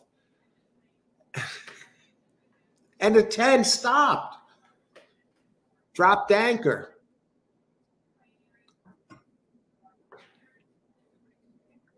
It was meant to be, folks. Got bet down to 7-5, 2. That's racing sometimes. You can't win them all. The race is over, right? That's it. All right, let's see all the happy winners here. We're down to now race number. We're down to the finale, folks.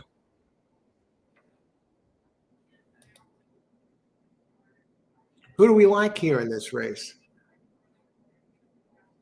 Richard, it looks like you got this in here, Richard. You got all 4 of them here.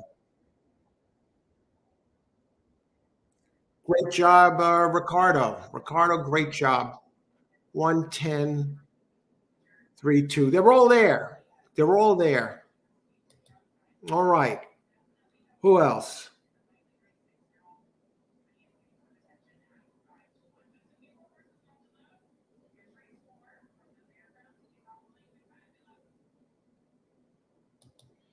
I don't know. Yeah, Boddick. I'm not sure why he was pulling back on his head like that because he did make a move to catch up to those two and was set to go by him off the turn. And I don't understand it.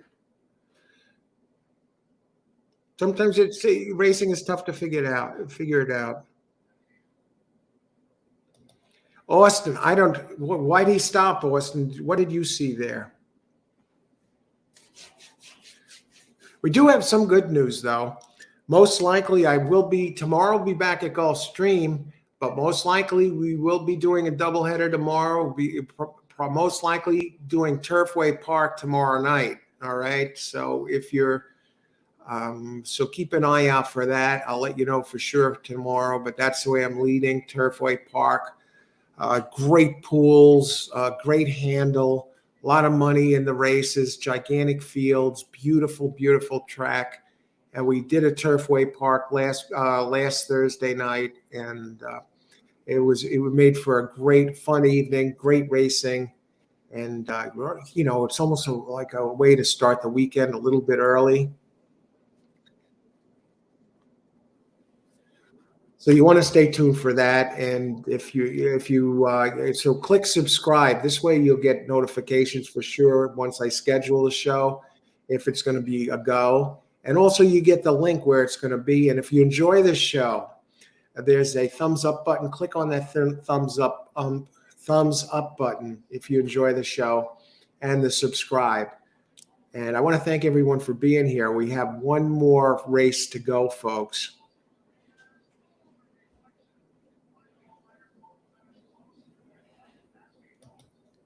Let's see, if I would have boxed what's on my paper, would have done better. Yeah.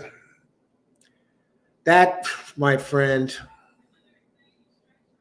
it turned out to be pretty chalky. But damn. I think we're going to have a very chalky looking late pick 3. Turfway Park, hooray. Irene, yeah. I really enjoyed. I thought the last week's show had a great turnout, and it was a lot of fun and a lot of players. And I'm thinking, yeah, let's do it again. Let's get back to Turfway Park and enjoy that. What better way to kind of start the weekend a little bit early on a Thursday night with those gigantic fields?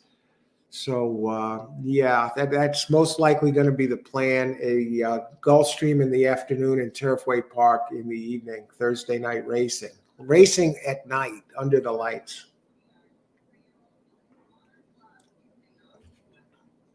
All right, 8th race, Carlos.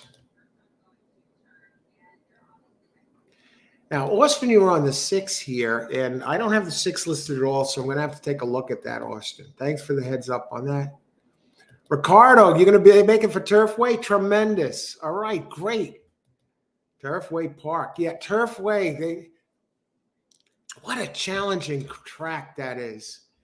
And I did have a winning night that night too. And it really thanks to a race, a hit late in the card, but it was battling. And even before I moved ahead, it was, kind of treading water throughout the card and maybe a little behind. It's just a great electric experience watching the races there at the track and trying to look over it and find a play here in those gigantic fields. And it's not one of these tracks where the board's going to drop off the cliff at the last second, at least not as much as the other tracks, because I see the handles in the daily doubles, etc. They're pretty solid. Big handles there. Who else? Let's see, Gargan off a 10-month layoff. Yeah, how the hell?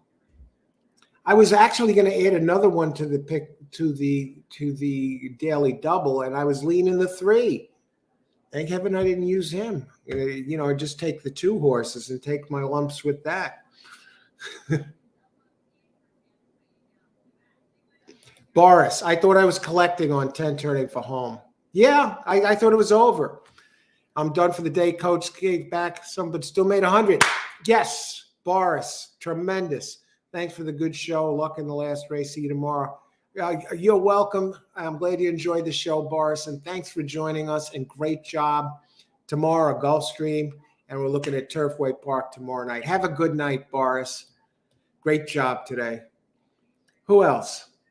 The favor was not 2-1. I couldn't take that horse at 7-5 here. I don't even think I could have taken it at 2-1. The 6 looked too strong. The 10 looked too strong, and the 1 had such a big pace edge. I'm surprised he folded like that, Paco Lopez.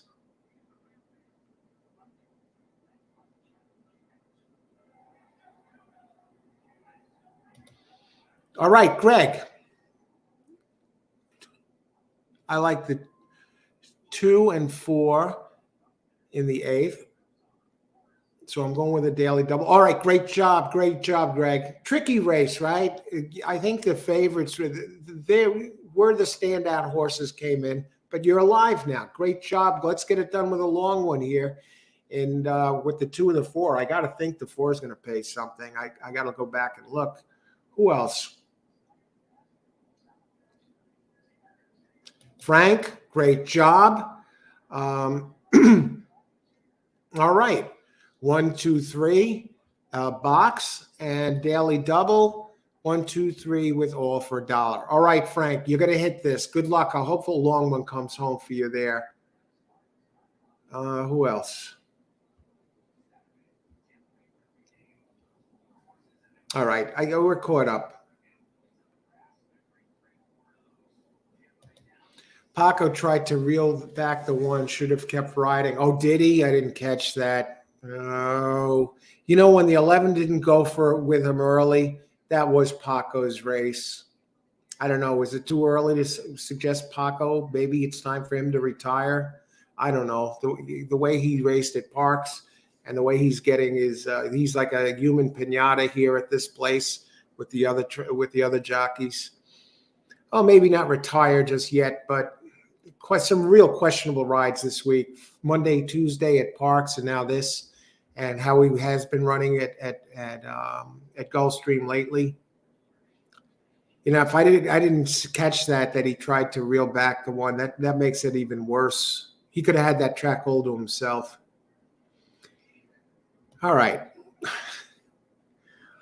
Let's go on. We still got a race left, folks.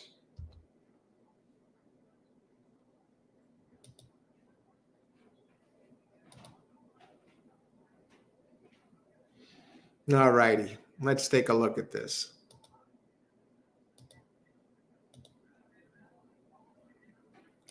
Race number 8. And this is the finale, folks. I landed on number 2, Pink Party Pants, big early speed type. Again, if you're enjoying the show, hit the like button, click the like button and the subscribe if you want to see more shows like this. You want to see the Turfway Park show tomorrow? Let us know. Click the subscribe and like. And I want to thank everyone for being here today and being on the show or watching. It's been an absolute blast. I can't believe we're up to the eighth race today already. I think they got 9 races tomorrow. Why do they only have 8 races today? Well, they do, so make the best of it. And we finish up on the Tapeta here. Five furlong sprint, all weather track. Maiden claim 16,000. First 24,000 for a maiden filly 3-year-old.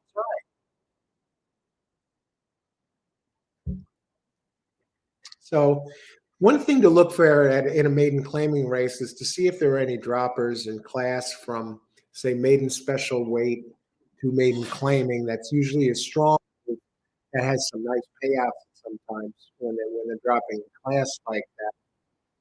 The two has tremendous early speed. I expect this one to get hammered down to Zippo. What was get Sayas up again? Was leading all the way last time, actually, and it finished second by 1.5. And it did a similar job in its first race on turf, leading all the way, and then getting nailed, finishing fourth at the end. And I expect it to be leading all the way today. And maybe they figure we're better off. Instead of 5.5, we'll cut it back to a half, a turn back. You asked about this earlier. A turn back. They're turning back from 5.5 to 5, so maybe Pink Party Pants can hold the lead. Is 2 the favorite here? Race 8, 5-2, but okay, you're getting a pretty good price here, and I don't expect it to stay that low. Excuse me. Now I'm going to look at the pace for a second in race 8. 6 Final Note is a first-time starter. What the hell do we got going on there? Is that the one that's... I mean, 2 should be the pace. This is 2's race. I can't see it finishing any worse than second. 5 Wicked Ice does have some speed. What about the 10 Wolf Rayet? Now, this one has a little bit of speed. Saya's... This one gets Jose Ortiz now. Saya's had ridden the 10 twice and now goes to the 2 who we rode last time. Oh, brother. Let's take a look at this.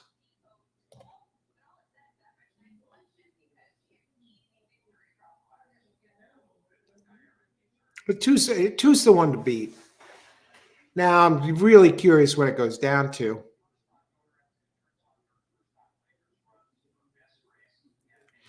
Now, with 4, Michael Maker in the 4.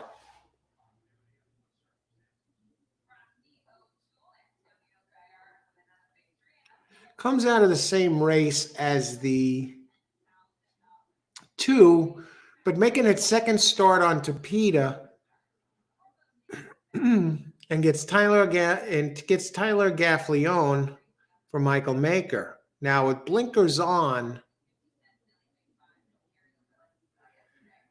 a Maker does win 20%. And adding bandages, he wins another 22%. So if he moves forward here, we might see some improvement out of that 4. Let me just look at the 4 for a second. Now, the 4 did get beat by a couple of these last time. Okay. It got beat by Wicked Ice, the 5, and also got beaten by Pink Party Pants.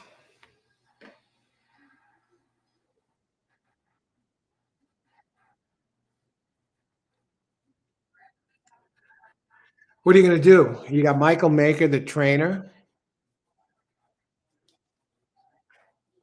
Now, if that 2 doesn't get out early, folks,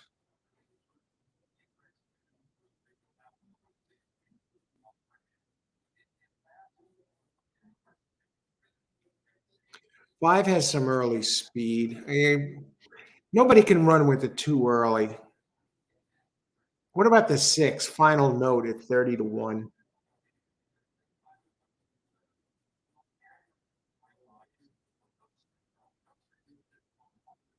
Sandino Hernandez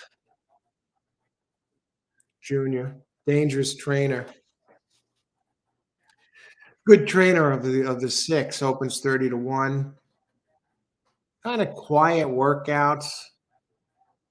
Where is this place? EQL. Second of three, first of two. He's working out at some facility. It looks like facilities where nobody else has workouts. Does have a 35-1 workout on January 2nd. So they let it rip on one day. 2,500 in for the claim. Let's look at number 6.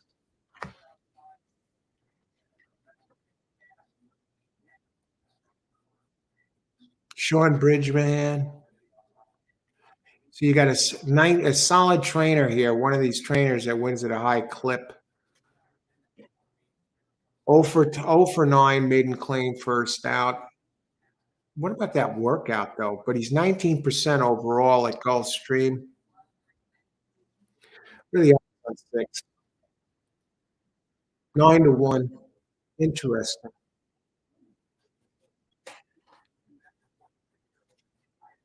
What about Jose Ortiz on the 10? Teams D'Angelo and Ortiz. I mean, if you like the 4, you like the 10. They're basically the same type. But at least 10 is dropping for D'Angelo. Dropping for D'Angelo. D'Angelo and Jose Ortiz are 28%. When he drops, he's 19%. What about the speed of the 10? 5 minutes to post. I just want to see the type of runner. Closer. Now, who's been winning these types of races? The early speed types are winning 42%.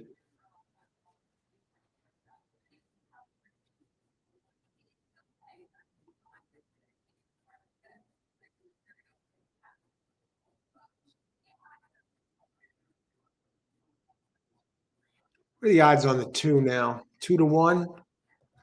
Let's see the will pays here. Get an idea of those. Who's paying in the pick 3? 2 is $21, followed by 4 and 10. Pick 4, 2 for 50 cents. 2 is 240. 4 is 431. 10 is 465. It's all 2 here, which means it's probably not that simple, right? And I can't. What about number 11? Let's talk about some others here.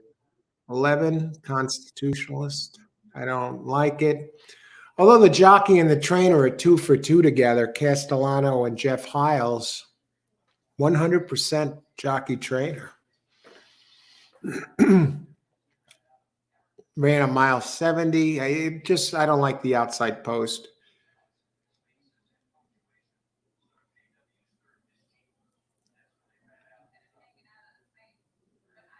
Do we have any X factors in here?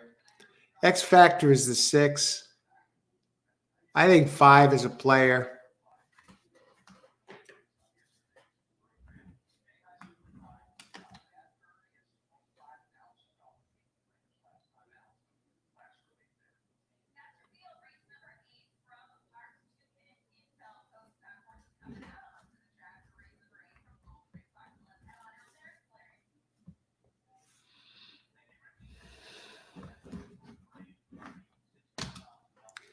Let's do it.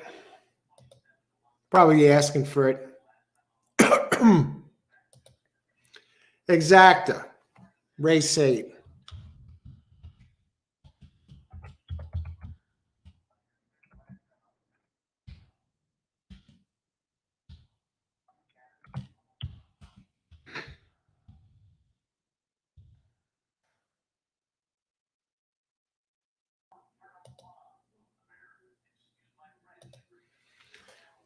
Two 5 over 2,456. Demetrius. Here he is, the man of the hour. Demetrius Gulfstream, last race, number 2 place market, top 3, €550. Good luck, Demetrius. I like the two best in this race, and five a little bit in case the two doesn't have it. Good luck, Demetrius. Ricardo, six. I don't know. I don't know. Dangerous trainer. And I got him for second there. I think you got to get this done out of those, Ricardo. Those are the five best that I see. Good luck. And those of you wondering what I'm doing, 2-5 over 2-4-5-6. And Austin, 2-6-8-10 try box. What about that eight? Austin, eight. What a X Factor. Never ran on Tapeta. Is dropping in class for Plisa Jr. in droppers. First time Lasix, 22%. And Zaya's up, and Zaya's in Plisa Jr., 17%. Turning back to sprint on Tapeta. And this trainer on Tapeta, dirt to synthetic, wins 17% of the time. He might be live to Austin. We don't know. Who else? 8 drops first Lasix. Yes, we're just talking about that, Austin. Not impossible by the trainer percentages. My Fairgrounds pick 5 didn't work out, but hit a small daily double. Great job. Okay, good job on that double, Irene. And as we know, some of you know, Irene did hit the pick 5 at Fairgrounds last week. So great job on that pick 5, Irene. And good job on the double. Those are very hard to hit pick 5s. And I'm still alive in this late pick 4. All right, but I need for Pink Party Pants to win. That one looks best, Irene. I think it's between the 2 and the 5, really. Good luck. Looks like Tom is still alive too, but he has more opinions. 2, 6, 10, 11. Good luck, Irene. Who else? Okay.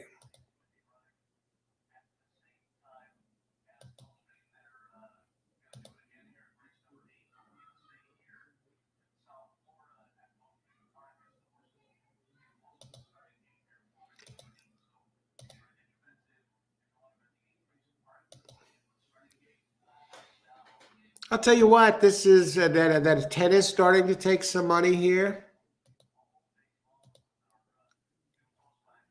You know, if I just had to box 2, I'd box 2 and 5. I think the race sets up for those two. I think 5 is got stuck wide a little bit last time, and I think that hurt it. 5-6 win place. Good luck, James.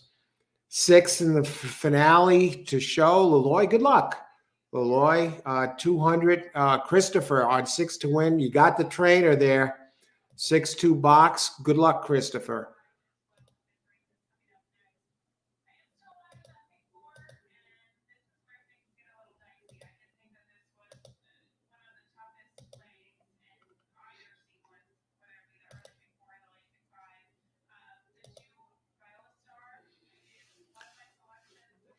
I actually added 6 over 2-5. Adding 6 over 2-5 to make it a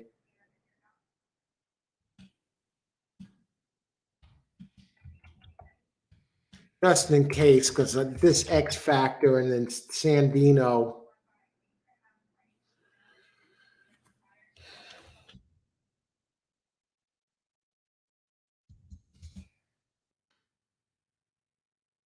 I already have the 2-5 over the 6, but we'll add this here. Who else? 8 drops.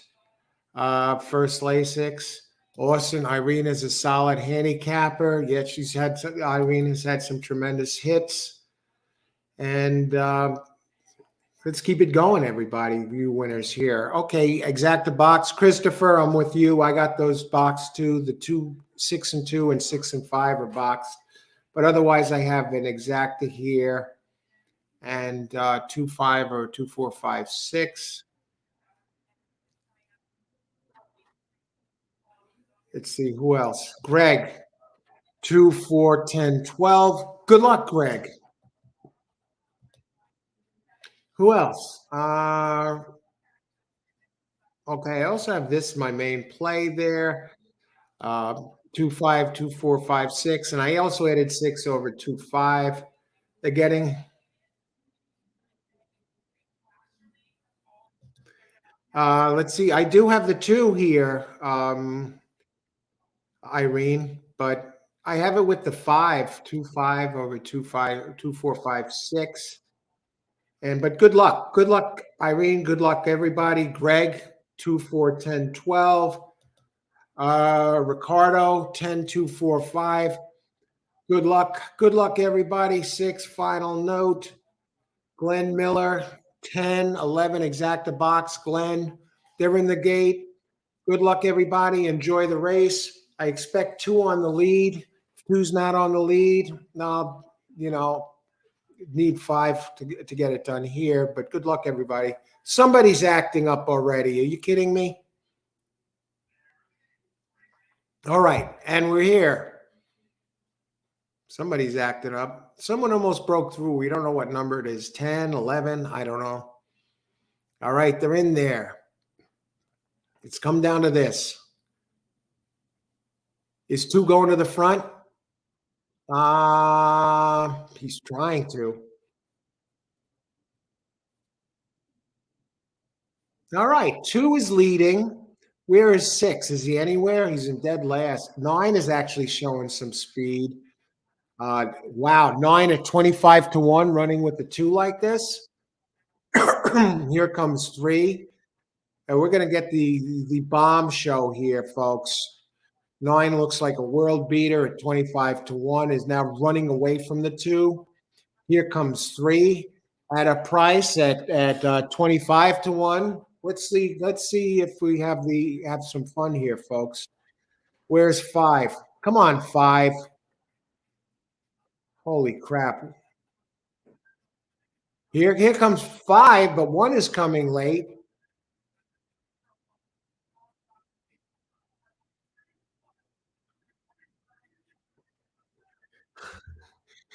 Good, great job, everybody who got this. Oh my God. Excuse me. 25-1 over 25-1. Oh my. Oh, I hope some of you have this. Oh.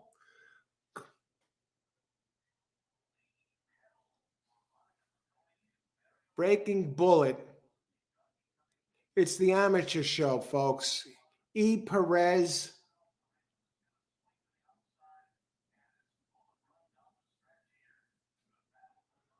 Won 3. And Villa Lobos. I have no complaints, but it was a good day. We finished down a little bit after a good day yesterday where it finished well ahead. Today is after being a little bit ahead early. I can't play this way. Lady Pedals, like 9% trainer. The jockey is 7%. Villa Lobos is 7% jock. And the 3, it's amateur hour, folks. Edgar Perez, 13% and 8% trainer. Where was the 10? I guess it's 1-3, right? What are the finishing odds? What do we have to say about this? Oh, my Frank. All right, there is a silver lining here. Frank does get the double because he had all there. Then Austin, did you have the 3 in here?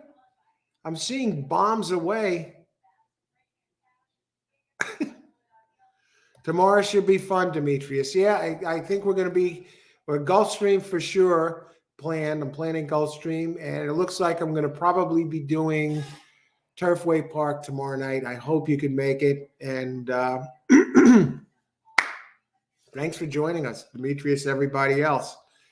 And so tomorrow looks like a big day. Today was a lot of fun.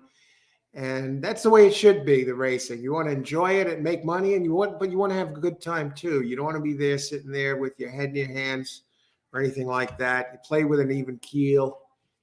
Even if you lost a fortune.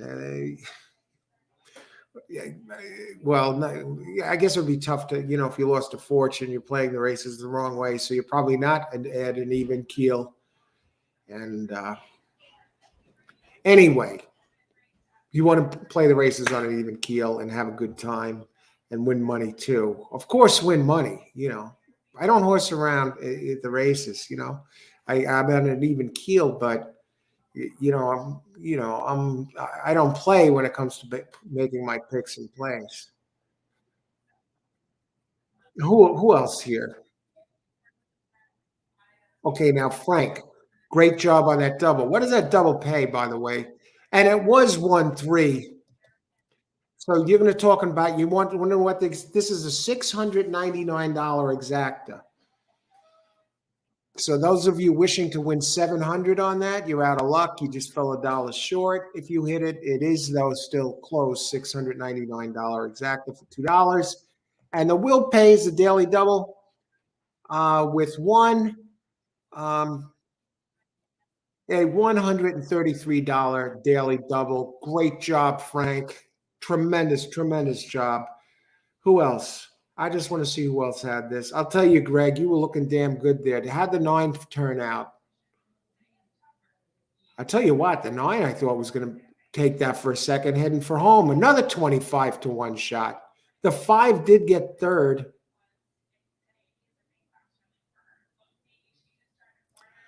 Who else? 6 didn't show up. 5, okay, you got the 5 had to have paid a little something to show with those two 25-1s in there. James, you might have actually washed out, got a little something back there. That was on 2-5, 2-5, 2-4, 5-6.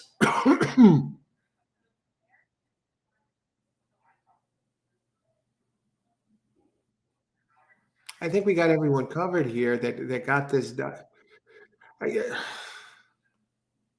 Frank was the lone winner, but great job there. And that's it there on that late daily double. Regarding Lady Petal at the races, said it was one for the short list. And Wicked Ice. Yeah, I thought if I was going to box 2 alone, it would have been 2-5. Irene, I agree with them on that one. Good night, Coach. Good night, Frank. Thanks for joining us and great job. Have a nice evening, Demetrius. Nice, Al. I'm going to watch soccer. Okay, enjoy your evening, Demetrius. Thanks for joining us again. Pleasure as always. Have a great night. I'm regrouping for tomorrow. Same here, Austin. Tomorrow should be a lot of fun. Thursday night racing. It's looking like Thursday night as well as Gulfstream. Heading into start the weekend a little early. I'm down this week since Sunday, but blood cold. All right, Ricardo, we got this. You had some excellent hits today, though. Tomorrow I'll be looking everything over closely and do the best we can. First losing day after 5 winning days in a row.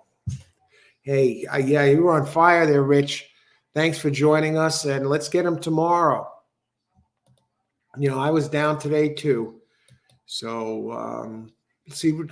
We'll go get them tomorrow. That's all. We'll prep. All it takes is one and even keel, ice water in the veins. You don't want to get too high after a win or a winning day, or too low after a loss or a losing day, or you want to be the same even keel, whether you win, lose, or don't play at all. Ice water in the veins. Emotionally stable. That you'll come out on top if you play the races that way. Trust me on this. You won't be sorry. Okay, Superfecta, 857. Good evening, everybody. It was fun as always. I'm glad you enjoyed the show, Irene. Thanks for joining us. And see you tomorrow. Good show, Coach. See you tomorrow. Thanks for joining us, Rich, and enjoy your evening. Have a great night. Turf it up tomorrow. Yeah, Turfway Park. Love that track. Thanks, Al. Good night. Good night. Good luck, all.